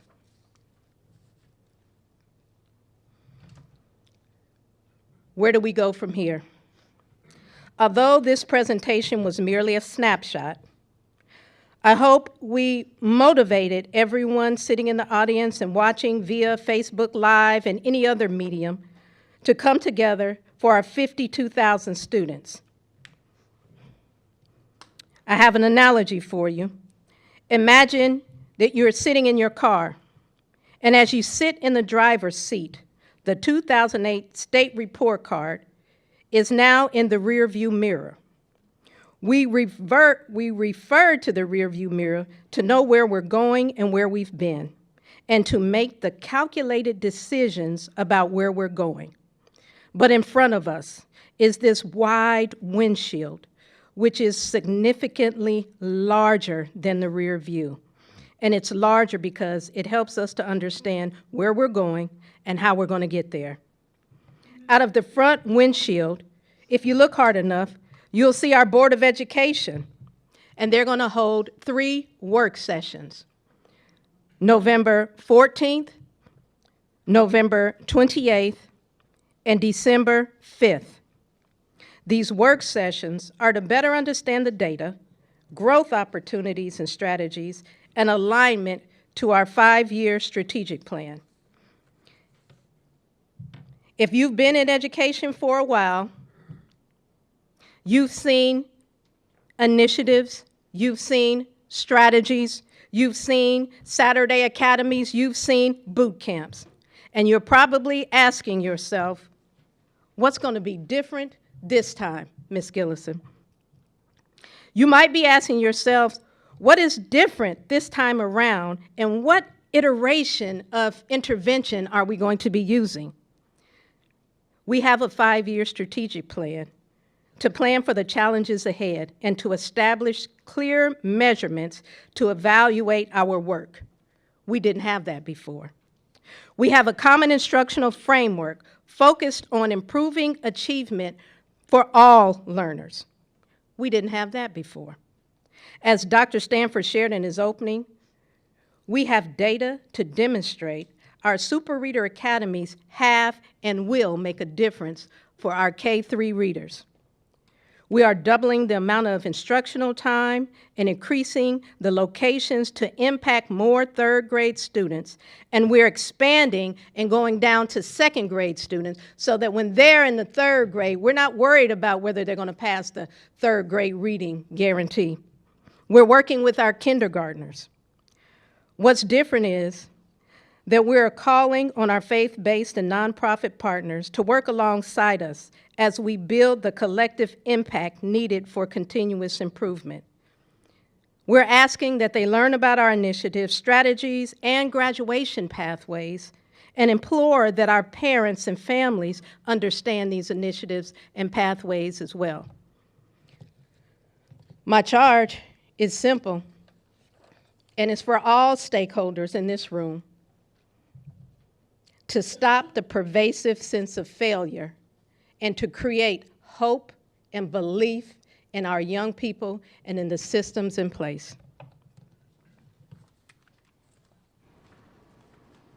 At this time, we'll entertain questions. Thank you, Dr. Klein. Thank you, Ms. Gillison. So we will entertain some questions this evening. However, as you know, we have 3 work sessions planned. I believe we'll have one for elementary, one for middle, and one for high school, so we can go deep into this data. We'll spend a lot of time during those work sessions. Obviously, this is critically important work, and so we'll take maybe a few questions tonight if there are any questions about the report itself, but let's save bigger, deeper questions for the work sessions. Colleagues, are there anything you'd like to ask of the presenters or the superintendent this evening? Mr. Vice President. Thank you, Mr. President. Thank you so much for the presentation. My question rests around if this test, if the state assessments and the report card rubric changes next year, what are the implications for future Fs? I kind of asked this question before when we got this report last year, and the year before that, and the year before that.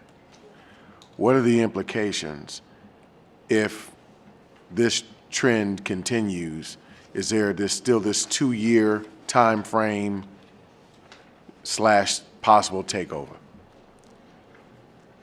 To Vice President Cole's question, just as an FYI for you, there is a 3-year time frame that we have to come out of the academic distress that we are in year 1 of right now. And that is the way it is right now, but there is a really good chance that that may change. Because if you look at the school districts that have been in academic distress, unfortunately, sir, it hasn't done them any good to be taken over by the state. My other question, thank you for that, is relative, and I imagine there's a deeper dive forthcoming for this, so if you're not able to answer it, I do understand. What are the cost calculus implications to this plan? So we're talking about a much more intensive focus on early childhood through elementary. We're talking about a more intensive focus on some other critical areas of focus academically. What does that mean to our recently presented 5-year forecast? Again, if you don't have the ability to answer that question now, please be prepared to do so in the future. But Mr. President, to Mr. Cole, I think there are two responses to your question. The first is in regards to the $2 million that is on tonight's agenda. And so that is $2 million that we are asking to be set aside this year for these interventions. And we've already talked to the treasurer and the budget director about being able to track those dollars so that we can then see the return on investment, you know, at the end of the school year and when we look at our test scores at the end of the school year.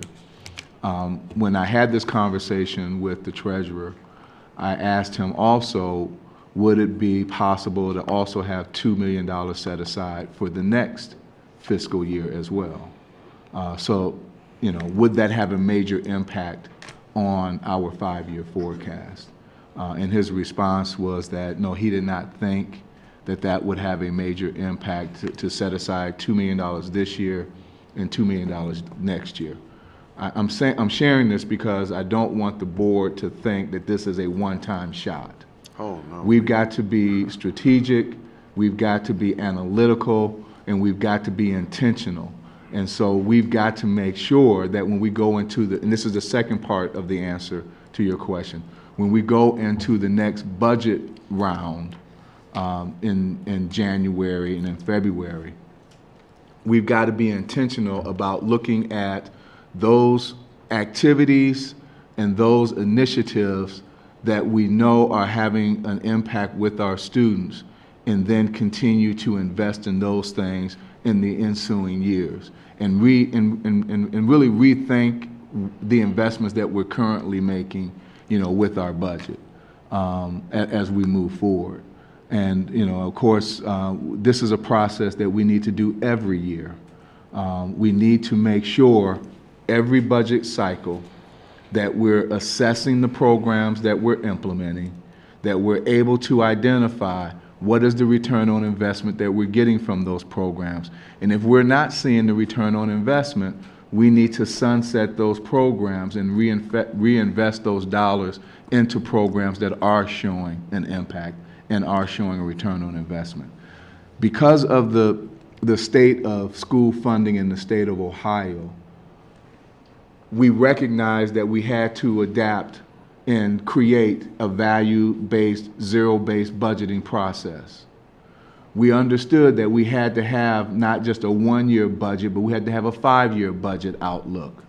We also understood that we had to not look at just 5 years in our 5-year forecast, but we had to look 8 years, 9 years down the road in our 5-year forecast. And what you're hearing from me right now in response to your question is that we have to develop a process every year that we're evaluating programs and making those assessments and those decisions about where we're investing our scarce dollars. And so that should be an ongoing conversation every year. Board Member Reyes?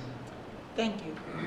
My questions will center a little bit more about processes. So as we have these 3 meetings, will they be recorded and shared with the community, and if so, how? That is a very good question, President Baker, to Board Member Reyes's question. And I would ask Scott Varner, because to my knowledge, these work sessions are recorded, and there'll be some of the work sessions, there'll be community members that are even invited to be a part of the work sessions. Good evening. Yes, so we had not made any determinations yet about the work sessions, but I think that really is a prerogative of the board. If you'd like to see them broadcast, then we can make that happen. I won't speak for the board, but I think that would be helpful for the plan at each of your levels that you discussed, the community engagement and the need for all hands on deck. So how do we all take responsibility for the fact that some of our scores went down? If we're taking that accountability or that charge, as you've just stated, then how does the community then say, I'm all in to help lift? So we had clergy here today, we had students here today. It's important for us to figure out how do we get this information and disseminate that information to our community, and then so that they're clear as to where we're at, where's the states, which brings me to my next statement or question is, then what are the activities? I would hope that when we come out, we have activities and clear strategies for our community and our families to do with our kids to get us to that next level. So is that going to be, or a possibility that, you know? President Baker, to Board Member Reyes, yes, that is a possibility as we develop the agenda for those work sessions. We definitely want everyone to walk out with a clear sense of what measurement looks like, a clear sense of accountability, and a clear sense of actions to take. Add on to that, Sandy Donnell with our Family Ambassadors program is very, very interested in making sure that our parents are well equipped with information and with training to be able to help their child improve academically while they're at home, and being able to give them different activities and different games that they can utilize to increase academic performance of their child, right there at home. And I think that's also another area where our community partners can help us over the different breaks that we have, whether it's spring break or winter break, but they can also help on the weekends and also after school, because many of our partners have tutoring programs across the city. And if they're working with us, making sure that those tutoring that the tutoring information, that the tutoring sessions are aligned to what's going on in our classrooms, then we get that additional bang for that effort being provided by the community. And my last process is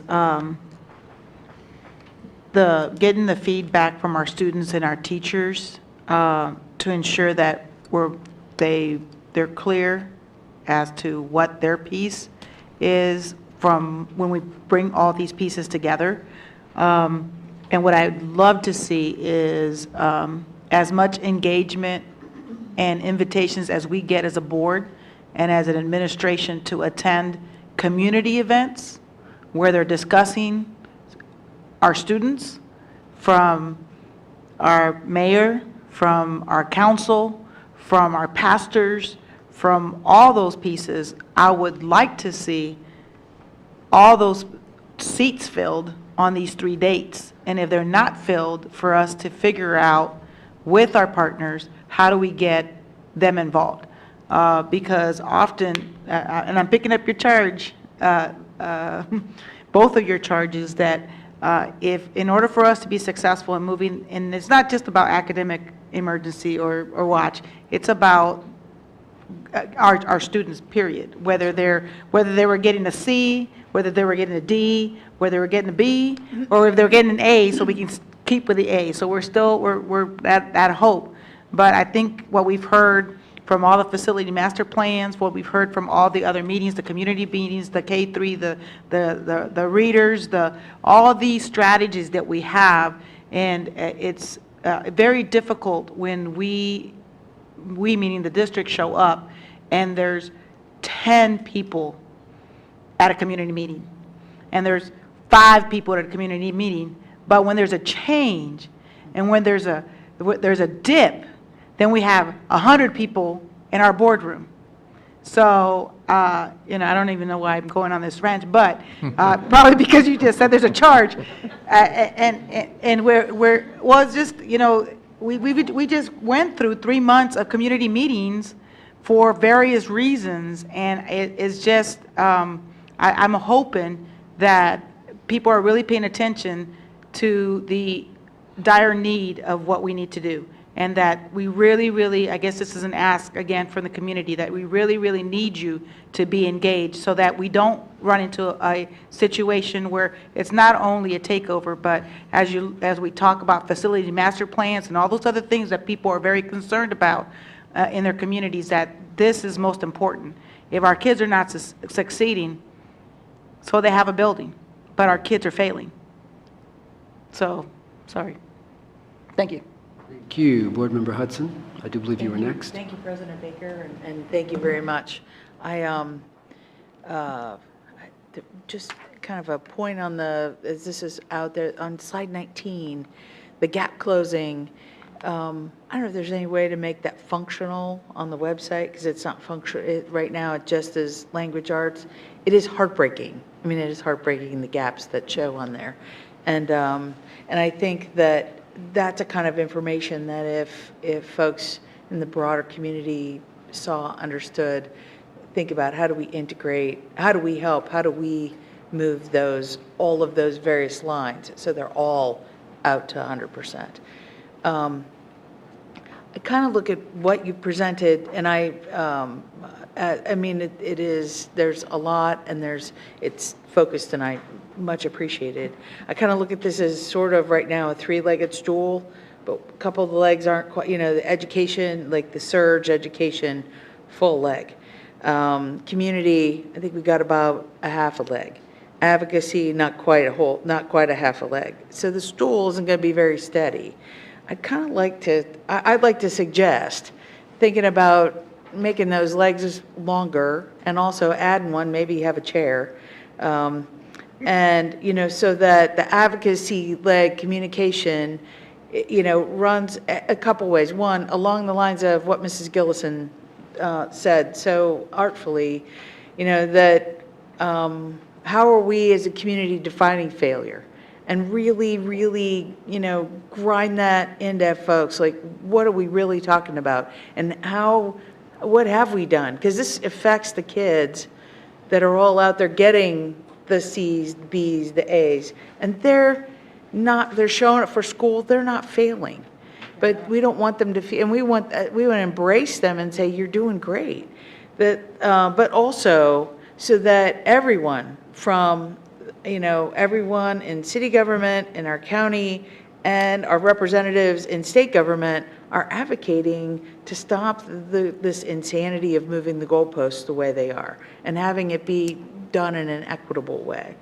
And so I think that let's lengthen that leg. And that isn't, I don't mean to suggest putting that all on the academic team, I mean for all of us. But I think the other thing is the reference of nonprofit and faith-based partners, certainly very important. We have got to extend that net. It has got to be like an all-hands effort, which is the entire community. And so not continue to, we do have some great nonprofit and faith-based partners. And, but, extend that net much, much wider, much larger in the faith-based, but also, everyone that lives in Columbus, city government, county, that isn't about giving up local control. That's about making this tent bigger. Because we've got to, we can do this, but making it a community thing. And that's where I think, to that point, is that certainly the team that stood up, and it's all on their shoulders, it's all on our shoulders, but it's all on the entire community. And if we don't make it on the entire community's shoulders, it's just going to be a self-fulfilling prophecy of an F and continued F. And just my final thing is to make it, to add that fourth leg. I recall we talked about expanding career education into middle school a couple years ago. The importance of what I heard from that, the importance of, giving, that kids were going to stay in school more, and it's about bringing hope. What else can we do for kids that they see that, language, it's important to have language art proficiency. It's important, like, what does it mean? Because I'm sure that just says, what those the numbers on page 19 say to me is that there are groups of our kids that think, why should I care? Because it doesn't matter. And I think, what can we do that's again on the community and all of us, but how do we infuse hope in this whole thing? And so my ask is we work on the leg, we all work on the legs. But I think we have to have all those elements in this plan, in addition to the surge, to really make that surge, get all behind. So it's like that, when the halfback's on the half-yard line and the defensive line's holding them up, everybody pushes behind that back, so the back is all of a sudden smushed by his own guys, but we get him over the goal line. And so that's kind of what I just want to add more to that line. So I'd like to suggest, and I think, embedding that in every single thing we talk about, because we can do this, but it's the we has to be the community. And there's been too many barriers too long of us versus them, school district versus the rest of the community. And I think we got to take those down now. It's now or never. So thank you. That's my comment. Thank you. President Baker, to Board Member Hudson, I just want to use this opportunity to share that tomorrow at 2 o'clock is the Partnership Planning Committee. Anyone that wants to come and partner with Columbus City Schools. On that committee, I have parents. On that committee, I have folks from the Adam Board. On that committee, if you want to be a part of the committee, come and we will take the deep dive. We'll go over that same presentation we did tonight, and we will talk about how we can partner for our young people. I can't close without this piece of hope. You saw K-3 literacy, and you saw the gap closing. Our kids all start at different places, and we're getting them graduated. So they're getting it by that 12th and 13th year. Of course, we want 78.1 to go up to 80, 90, and 100, and we're going to keep working until that happens. But know that we are moving our students. Although that report card doesn't reflect it, Board Member Cole, when you were talking about the distress committee and what does that mean, they can continue to change it, but we're not going to continue working for each and every one of our kids. Board Member Stewart, I believe you were next. Thank you. During my time away from the board the last couple of years, I probably have been watching all of the 14 channels from ESPN that Board Member Cole had made. And this time of year, and I'm going somewhere with this, I've been watching a lot of football. One of the interesting things that I see in football is that coaches often make adjustments in the middle of the game. During the time that they have a halftime, they see what's not working and they see what is working, and they make adjustments. And often that adjustment and those adjustments are what cause them to win the game. My question is that in the conversation that was presented today, a lot of the information, it seems to be a year behind what's actually being received. So my question specifically is, since that is a problem and we're dealing with a very small period of time, what are the benchmarks that are being established to know that we are moving in the right direction in a short period, in the interim period of time? That's a great question. And we have progress monitoring tools, informative assessments. So we're not going to wait until next year. We'll know if we need to go back in, if we need to make some tweaks, what type of feedback, because John Hattie's research says immediate, specific feedback is a game changer. And so I believe your analogy with football, you're talking about football games. Yeah, I'm not a sports fan, but yeah, the stuff that the football players do. And we have a tool, and it's called iReady. And it lets you know exactly where you're reading. It lets you know what your strengths are and what your weaknesses are as a student. But not only you have that information, but your teacher has that information. So then your teacher can take that immediate feedback and regroup and have very prescriptive lessons specifically for you. We have iReady. We have Achieve 3000. We have our NWEA map with our beginning of the year test, middle of the year test, end of the year test. So we have these tools so that we can tweak if we need to tweak, because we would be doing our students and our community and our staff a disservice if we waited until next August for the report card to come out. So it is a consistent game of looking at the data and making changes, ensuring that we're moving forward. With the instructional framework that the team developed, we now have the ability for our principals and our teachers working with each other to, be able to understand what's going on in their classrooms and be able to help each other, have better practices and better systems in the classroom as well. Is there a document or information that can be provided to the board that gives those benchmarks through the year? Yeah, absolutely. Okay. Yeah. To President Baker, to Board Member Stewart, and some call them benchmarks, and we call them milestones. Milestones. So absolutely, I will work with Leslie Kelly and her team so that we can get that to the board if that's the board's desire. President Baker. Thank you, sir. So, Mr. Vice President? I just had a point of thank you, because you stole my thunder.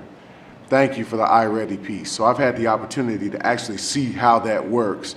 For the past 2 years, I've worked as an educator in Southwestern City Schools. This year, they have actually utilized that tool to almost circumvent an IEP in a way that helps create and establish a very formatted kind of personalized opportunity to really target curriculum to a particular student so that they learn a certain way.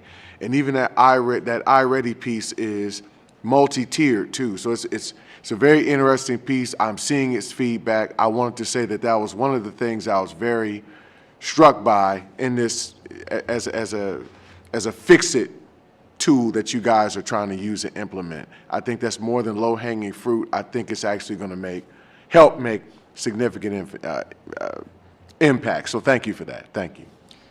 Thank you. And President Baker, to Board Member Cole, yep, we're using iReady and some other tools. But I want to talk about the surge. We're doing the surge, but we're also putting in sustainable, systemic practices. So we have two things going at the same time, because getting the F off of our report card, that's immediate. Sustainable systems of improvement and continuous improvement, that's our duty. So we're doing both of those at the same time with that awesome team of the academic services team and working side by side with our accountability team. And operations, I can't forget Maurice. Board Member Gibbs. Thank you. Thank you, President Baker. Thank you, Ms. Skillison and Dr. Klein, Dr. Stanford. This has been the most comprehensive report we have received in a few years. So thank you for putting this data up and the opportunity for us to do a deeper dive in this work. Just want to ask a few things and a couple points of clarification. So the work that we are doing now in 2018, 2019 will be seen on which report card? In what year? President Baker, to Board Member Gibbs, it depends which component, ma'am. So if you're looking at graduation, it's always a full year in the rears. So that means the 5-year rate is really 6 years in the rears. Okay, so I just want to make sure. The academic achievement indicators, those are for 2018-19. Those will be on the 19 report card.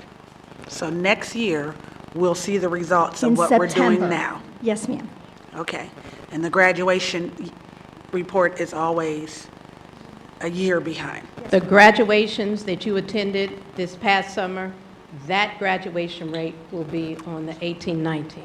It will come out next year. Right, Okay. so our graduation rate is actually still, it has been extended. So students that graduated in the summer, they actually count for that graduation rate. And we actually will finalize that reporting in another month. And those will be what you see as the four-year graduation rate on the report card in September of 2019. Okay. Well, thank you very much. And your presentation did answer a lot of the questions I have. You know, I have pages and pages of questions right here. So I look forward for the deep dive and look forward to making sure we segment the conversations specifically to look at special ed, our students as English as a second language, and our economically disadvantaged, and our homeless and transitioning students. I definitely want to pull out all of the vulnerable populations and to make sure our strategies work for both those in traditional settings and those that we know are in very untraditional, unstable settings, and to understand how many students we have in each one of those categories. As I look on slide 4 in the years, I don't know what happened, 2014, 2015, I remember we got A's and B's, and that next year they changed everything on the report card. As if urban districts shouldn't be able to earn A's and B's, because ever since then it's been straight flags across. But it also showed me those are years we dismantled policy governance, the years we got rid of monitor reports. We did a lot of internal changes as a board as well, and that some of those things, we may not come back as a system, but staying on top and monitoring the academic progress, colleagues, that has to be an academic priority. We've had a ton of things, and while it is football season, I will liken this unto soccer, because soccer moves at 40 minutes nonstop, and no sooner than you kick a goal, they are running back down the field, and it can hit you on the head, you can use your body, you can do anything you want, but one good kick and you are behind again. And it's nonstop, and it's back and forth. And by the way, Linda McKinley beat Kip last week in soccer. So, at Cruz Stadium, nonstop. You get a halfway point, and it just keeps running. And that is what our educational legislative is like.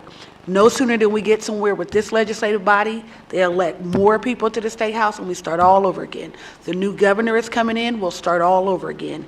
But what doesn't change, we have to be more focused. We have to focus on what's important, and we, as the administration and the board, we're the common denominators in this part. We don't move.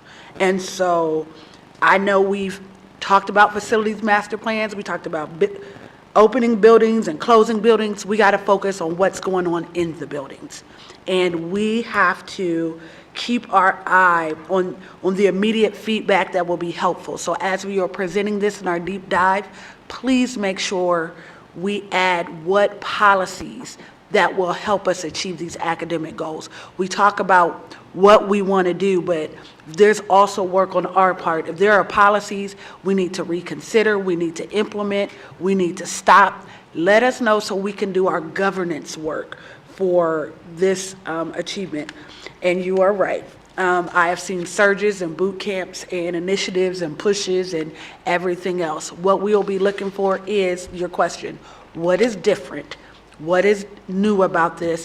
What have you learned from the other conferences and professional developments from across this country? What are we bringing back, and what are we implementing? We didn't go for the snacks. We went to learn and find new strategies and techniques. Where are we going to get this information, and how long are we going to give it to work? To Board Member Hudson's point, not just how are we defining success, but how long are we going to give it to work? Because what we're doing now, some will show up this year, some won't. But the work of people who are intent on telling us how to do our jobs, they're never at rest.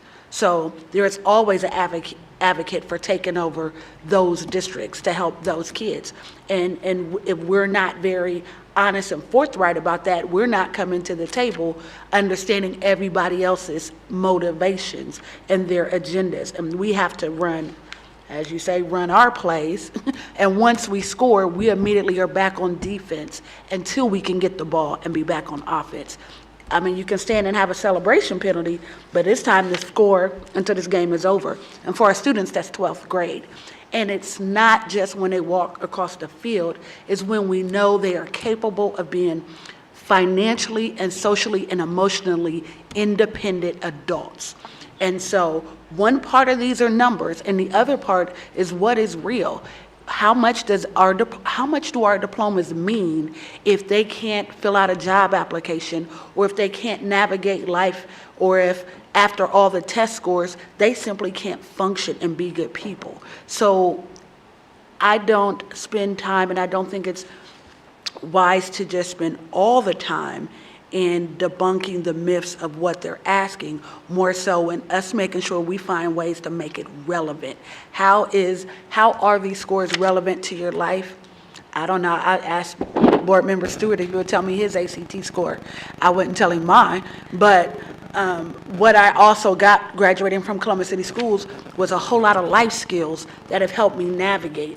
They're not testing life skills, but we know that's what they need.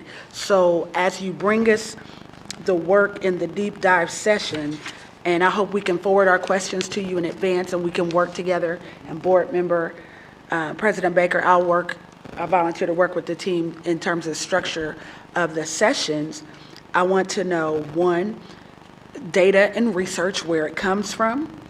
2, this report card is set up for failure in that it talks about, it tests 3rd grade and it tests high school. We have to have in-depth conversation on what happens between grade 4 through 8. And if we don't move those opportunity grades, then we'll always come behind. And then finally, where is the innovative work with students outside of our district that are transferring in and out, and those providers, not our Action for Children, not our Head Starts, but grandma's house where they're watching Thundercats all day and staying over aunties. We have to bring them into the fold, and we have to provide resources free of charge to them. You know, whoever's watching the kids, whoever's going to watch them during break, where your kids are staying at, so that we're educating the whole community and training them how to be teachers, and which was the impetus of Head Start, which was training parents on how to teach their children and giving them the curriculum and the resources to do it at a high level. We now need to bring people that are outside of that organized sphere in, so that we can do so many pre-K spots. At some point, y'all didn't teach those kids how to read, but you can't tell them that if we don't give them the tools and then show them. And to your point about Pokemon Go, anything that comes out on anything, that's like a 2-3 day piece. And I want to see where we're using technology and what is the evidence of us using technology, and how are we holding everyone in the system accountable for the strategies, not just our teachers. Where do our principals, our executive directors, where's the accountability in all of the systems, and how are parents being educated, especially in preparedness?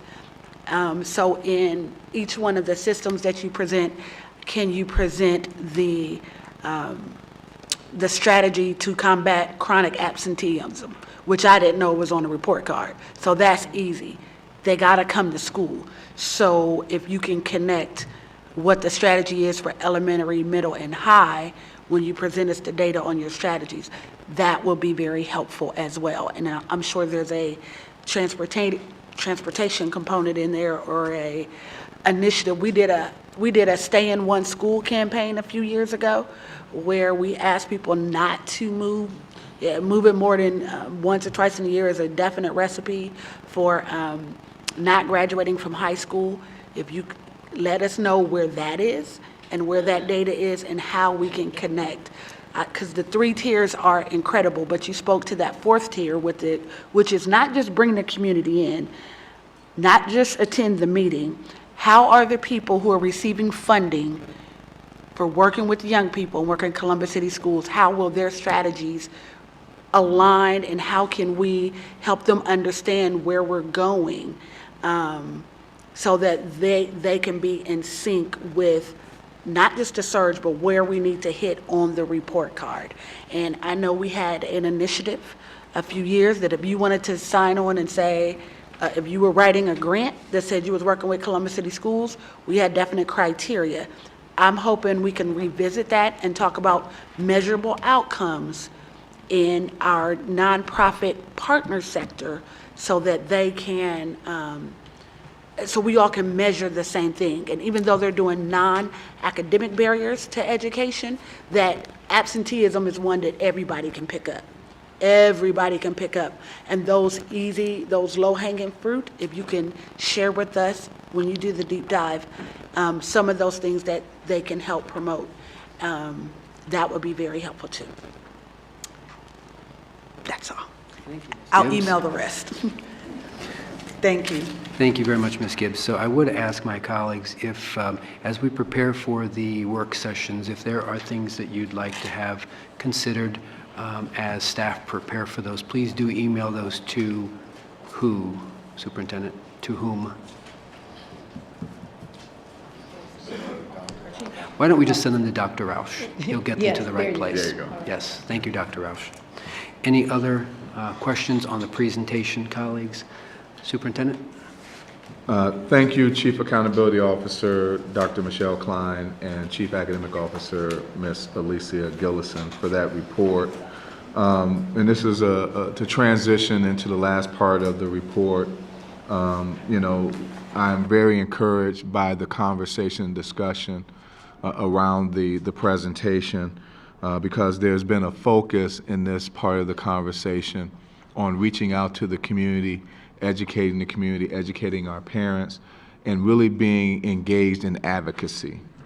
And that is so very important because right now there are 3 important education topics that are being discussed across the state of Ohio.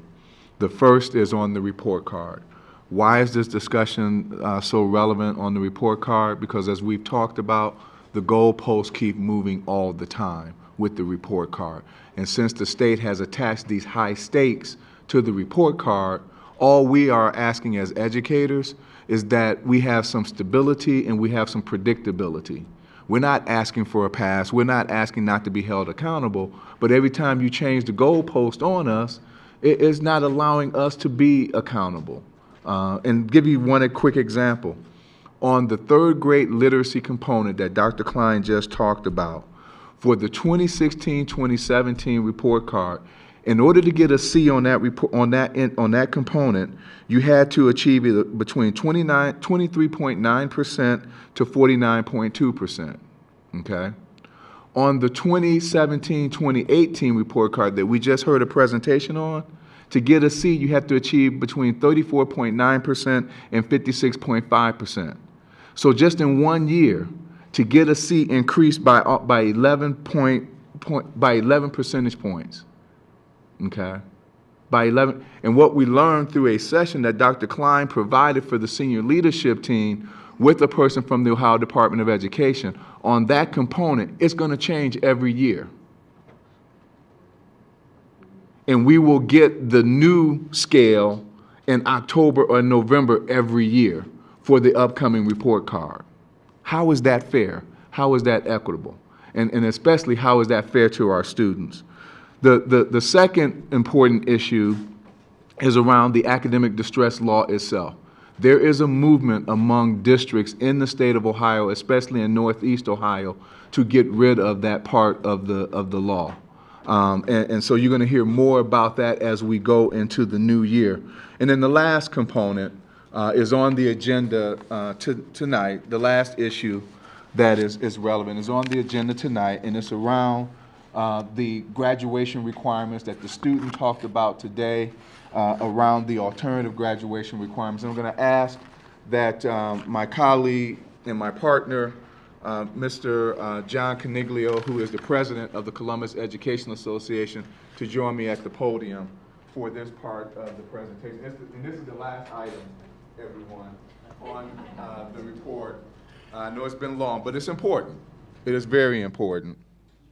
And so finally tonight, I've shifted to the podium so that I might ask that the president of the Columbus Education Association to stand with me to protect the students of Columbus City Schools, but all across the state of Ohio.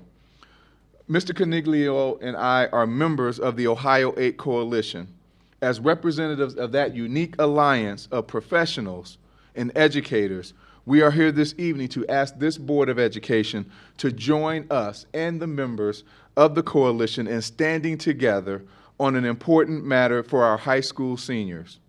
Last year, the class of 2018, the state finally recognized that there's more than one way for a high school senior to prove that he or she is ready to lead a successful and productive life after graduation, either in college, in a job, or in the military.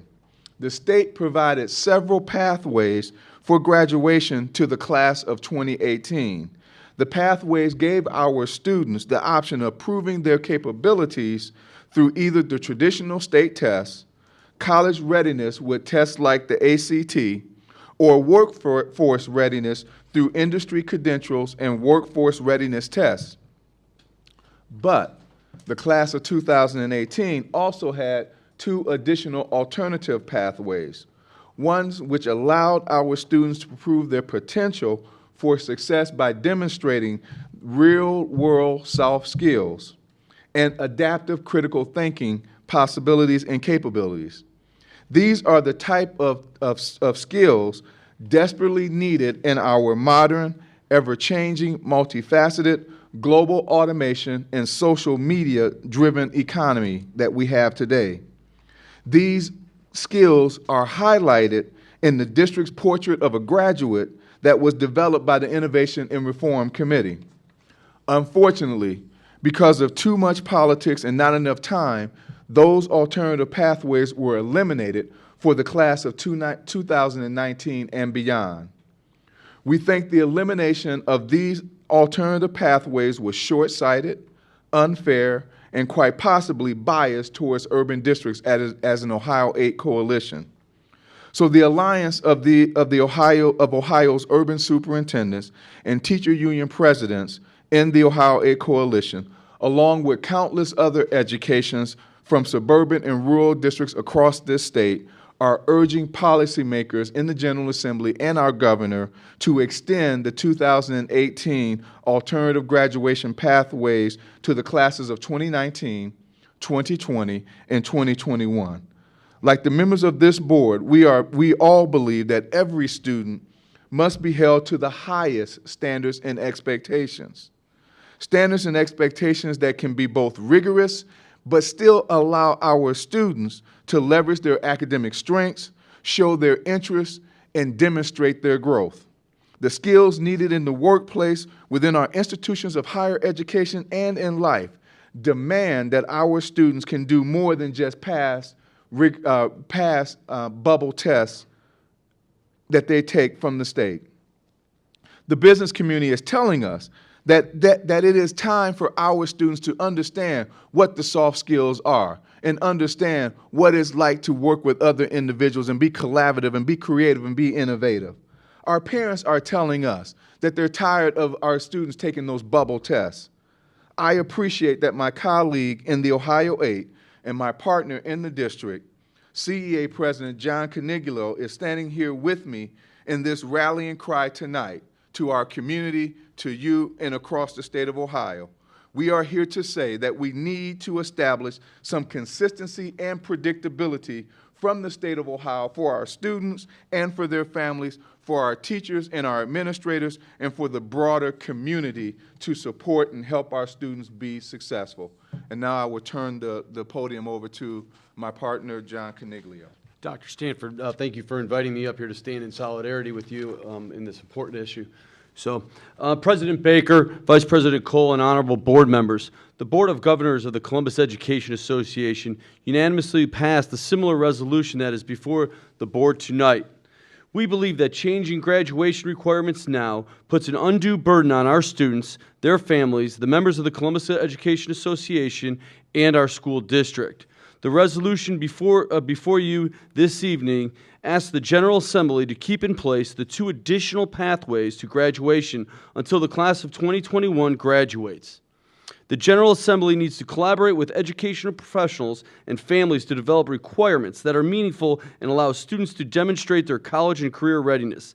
CEA is asking the board to support the resolution to extend the graduation options to the classes of 2019, 2020, and 2021. Please pass this resolution that supports our students. Thank you.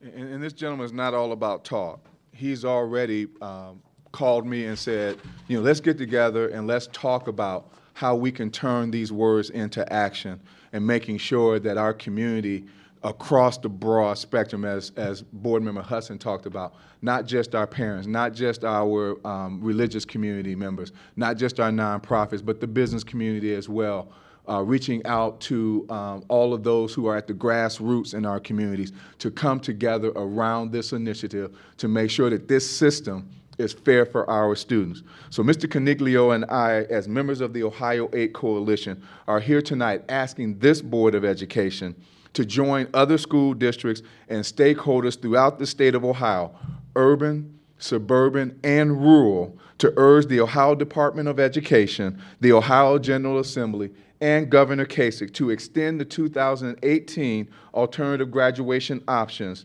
provide needed consistency from one academic year to the next, and allow every student, whether they are in urban, suburban, or rural, every student the opportunity to prove their potential for success beyond a test. Mr. President and members of the Board of Education, that concludes the interim superintendent report this evening, and thank you all very much. Dr. Stanford, President Coniglio, thank you very much. Are there any questions, colleagues? All right, so if there are no further questions, I'd like to ask you, colleagues, to join me in standing with Dr. Stanford and President Coniglio and standing with our colleagues in the Ohio 8 Coalition. We know that students don't all learn the same way in the classroom, so why should we expect them to demonstrate their potential for success and productivity at graduation time all in the same way? It doesn't even make any sense. Our students deserve to have options to prove their academic achievement, growth, and successes. Having multiple pathways to graduation reflects our changing world realities and offers options that are better aligned with what students will continue to face as they grow and learn beyond high school. A long-term policy solution to graduation pathways should be deliberated with inputs from experts and not just politicians at the State House. But in the meantime, the state needs to establish consistency and predictability for our students and for all who want to see them succeed in life. Extending the 2018 graduation options does that. So I'd like to call on Board Member Gibbs to offer a resolution. Yes. Thank you, President Baker. This resolution is to extend graduation options to the classes of 2019, 2020, and 2021. Whereas Section 733.67 of House Bill 49 of the 132nd Ohio General Assembly authorized 2 additional graduation pathways for students in the class of 2018 who entered 9th grade between July 1st, 2014 and June 30th, 2015. And whereas these additional pathways provided an opportunity for students to graduate who did not otherwise meet one of the 3 existing pathways to graduation. And whereas school districts across the state of Ohio are seeking the extension of these 2 additional graduation pathways for the class of 2019, the class of 2020, and the class of 2021, to ensure those students have the same equitable opportunities to graduate as the class of 2018. And whereas while a long-term policy solution to graduation pathways is being deliberated, legislative action must be taken immediately for the class of 2019, the class of 2020, and the class of 2021, which have not been offered the equitable options granted to the class of 2018. And whereas to extend Section 733.67 to the class of 2019, 2020, and 2021, the Ohio General Assembly must authorize these 2 additional pathways for students in the class of 2019, 2020, and 2021. Now, therefore, be it resolved that the Columbus City Schools Board of Education, the board, requests that the Ohio General Assembly act immediately and in advance of December 1st, 2018, to extend the 2 additional pathways authorized in Section 733.67 of House Bill 49 of the 132nd General Assembly to the classes of 2019, 2020, and 2021. Be it further resolved that the board requests that the Board of Education, requests that the Ohio General Assembly, State Board of Education, and the Ohio Department of Education take action to provide a long-term approach to revising the graduation pathways available to students consistent with the proposals in the State Superintendent's Graduation Requirements Advisory Committee recommendation, and that the board requests the State Board of Education or the Ohio Department of Education to take action to provide relief to the students in the class of 2019, 2020, and 21, absent action by the Ohio General Assembly. And be it further resolved that the board directs the interim superintendent to advocate for the proposed actions contained herein to the Ohio General Assembly, the governor of the state of Ohio, the State Board of Education, and the Ohio Department of Education. And be it further resolved that the board directs the interim superintendent to share a copy of this resolution and encourage their support of the resolution with the Columbus City Schools delegation of the Ohio General Assembly, leadership of the Ohio Senate and Ohio House of Representatives, and chairs and ranking members of the appropriate Senate and House committees and other local officials and public education advocates. So assuming there's no objection to moving item 10.1 from the consent agenda to now, we do have it moved and duly seconded here before us. Any discussion on item 10.1 that we're contemplating now? Okay. Then I'll ask you, Treasurer, call the roll. Ms. Reyes? Yes. Mr. Stewart? Yes. President Baker? Yes. Vice President Cole? Absolutely, yes. Ms. Gibbs? Yes. Ms. Hudson? Yes. That motion carried. Thank you very much. Thank you, colleagues. Thank you, Dr. Stanford. Thank you to President Coniglio and the CEA for your ongoing support and partnership. Obviously, we cannot be successful without your partnership. We appreciate it. We appreciate you being here. Superintendent, have you anything else for the board this evening? Mr. President, members of the board, that concludes the interim superintendent's report. Thank you very much. We appreciate all the hard work that you do on these important issues and your work with the Ohio 8. We're very proud of being a part of the Ohio 8 and especially your work there, as well as your partner, President Coniglios. Thank you very much. Let's move on then to our internal auditor. Madam Internal Auditor, have you anything for the board this evening? Thank you, President Baker. I do not have a report this evening. Thank you very much. Mr. Treasurer. Good evening. Good evening. Have you a report for the board this evening? I do. This is going to be the highlights of the monthly report for the month ending September. There it is. This report was reviewed by the Finance Committee last Wednesday, and here are some of the items that we discussed. First of all, for the month ending September, as we typically like to see and have happen, revenues are year-to-date ahead of plan and expenditures are running under plan thus far. Looking at the major categories of revenue, there was no activity in property taxes this month. State aid climbed to be $3.8 million above plan on about $85.5 million of planned revenue. So far this year, we've received 25% of our plan, which seems to make sense. We're about a quarter of the year, way through the year.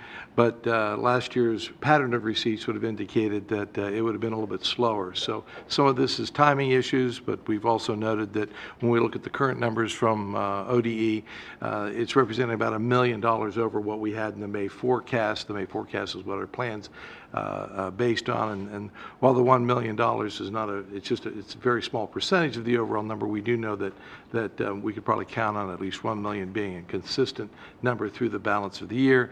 The 2.8 is probably a timing issue.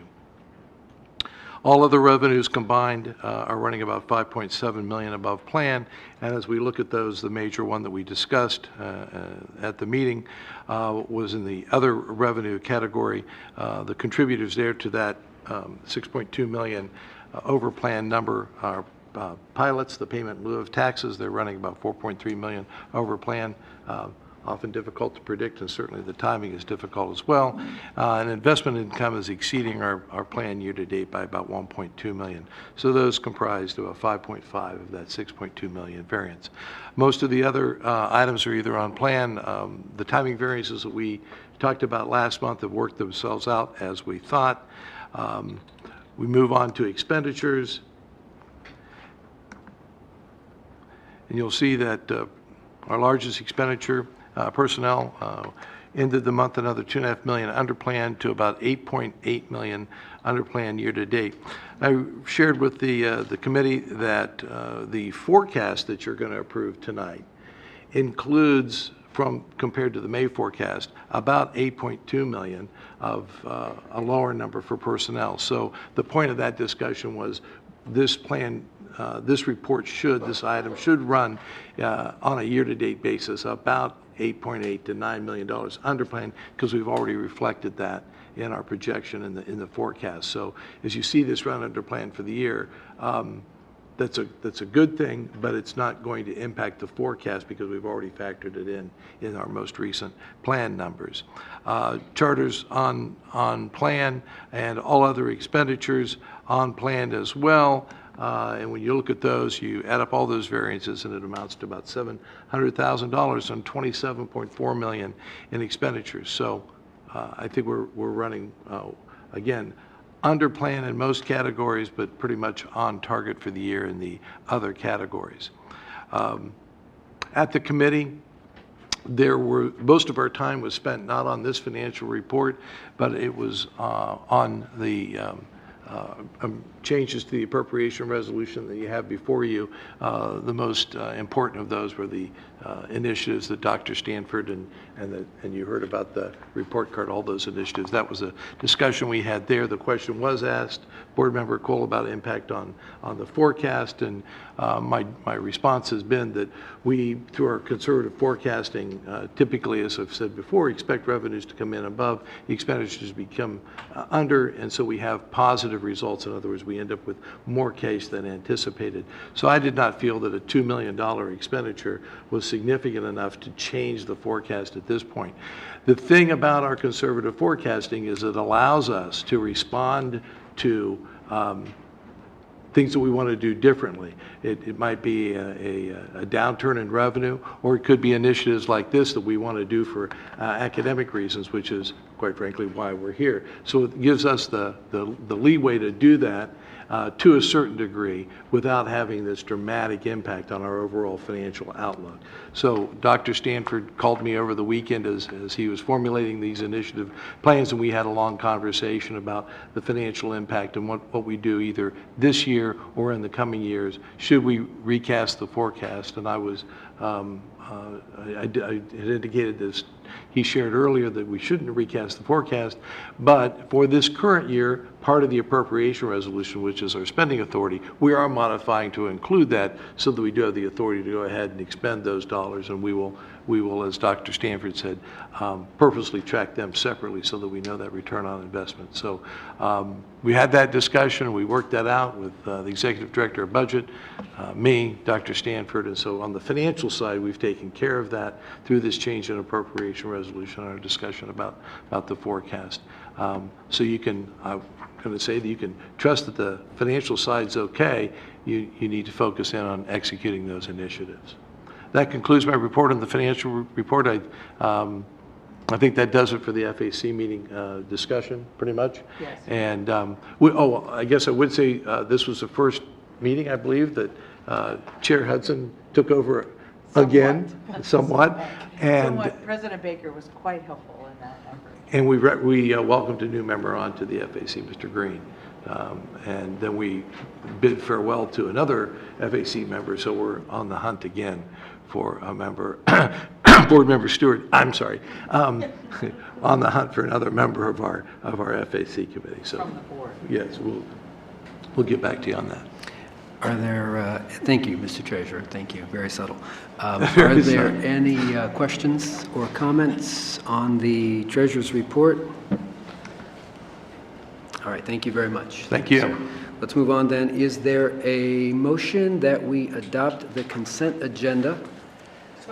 Second. Moved and seconded. Discussion, colleagues, on any piece of legislation contained within the consent agenda this evening. Board Member Gibbs. Yes, just want to thank all of the generous donations, especially Ms. Karen Van Assender, who has contributed $8,000 to Fairmore Elementary School for incentives and honor roll and to really bring some joy and to support the activities in that school. So thank you to her and to the boosters. I think those are of Weststone, athletic and music boosters who are combining to provide an opportunity for a better theater. As a thespian, that is absolutely amazing, and they are supporting their school. So thank you to all of them in Otterbein University. Any other comments, Mr. Vice President? Thank you. Thank you so much for, I'm excited about this new purchase that we're making in transportation software. I think one of our key indicators as a board should be our customer service. And transportation is, in my mind, one of those key areas of customer service on how we respond to and keep families and others informed about how quickly or how safely we're transporting our children to and fro. So I'm excited about what's to come with this new software piece. And I look forward to future reports on how well we do with that as a part of our customer service. Thank you. Any other comments, colleagues? Hearing none. Treasurer? Mr. Stewart? Yes. President Baker? Yes. Vice President Cole? Yes. Ms. Gibbs? Yes. Ms. Hudson? Yes. Ms. Reyes? Yes. That motion carried. Thank you, Mr. Treasurer. Colleagues, have you any announcements, however brief they may be, or points of pride you'd like to share with the board this evening? Board Member Gibbs? Yes, tons of points of pride, but I want to encourage our viewing and listening audience to take advantage of the I Know I Can ACT prep session that's going to be held this Saturday. And if Dr. Stanford or Ms. Gillison would like to speak to that, I think you can provide more details. Mr. President, Ms. Gibbs, I'll turn it over to our Chief Academic Officer. Thank you.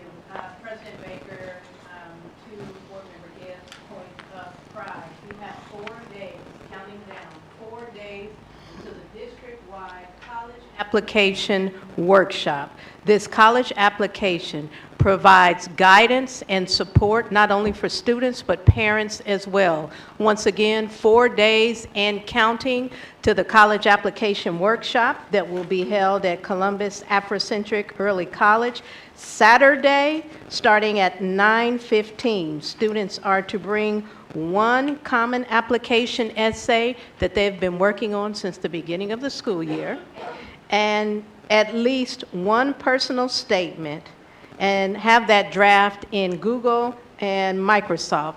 I want to back this up with October 1st was the free application for federal student aid. If you're worrying about how you're going to send your child to college, year after year, billions of dollars go unclaimed, please come to the college application workshop. We'll have college advisors. We'll have our counselors to walk you through that FAFSA process, and your child can leave out with 3 completed college essays and college applications. That is Saturday, October 20th. T-4 and counting. T-4. As you can see, it's not just a great idea. We are being ranked and measured on college access. ACT, SAT, not just a test, but how well we do. Where it may have been optional before, this is a part of our total report card. And taking advantage of this opportunity helps you leverage that part of the report card. It is free. There are knowledgeable people there. And the FAFSA of when you went to school and the FAFSA of today are two totally different forms. And just try it, just totally different. So really want to encourage families and communities to come out and take advantage. Member Gibbs, any other announcements, Mr. Vice President? Thank you, Mr. President. I had the opportunity this past weekend at Capital University to attend the Adolescent Leadership Mentoring Symposium. It was absolutely outstanding. Dr. Keisha Hunley-Jenkins had the opportunity to present at that forum and did a wonderful job in speaking on not only mentoring, but the relationship building aspect of working with youngsters. She was definitely on her grind all weekend long. She also worked to try and mobilize mentors at another very social event Friday evening. So wonderful to see the district represented in informal and formal ways. The other piece is I had the opportunity to attend Walnut Ridge High School, where I spoke to 2 classes on the importance of civic engagement and involvement, particularly around voting and also around government involvement and access and information. So I got the opportunity to walk them through our life as board members as well. So thank you for that opportunity, and I look forward to continuing this work and seeing our district do a wonderful job too. Thank you, Vice President. Board Member Reyes. So I just wanted to share, for those of you who are unaware, we actually have a rising star in our community from Centennial High School, graduate Sarah Abu Rashad. She is going to have a one-woman show this upcoming weekend at Lincoln Theater, starting at 7 o'clock. For those of you who are not familiar with her, she is an artist and a poet.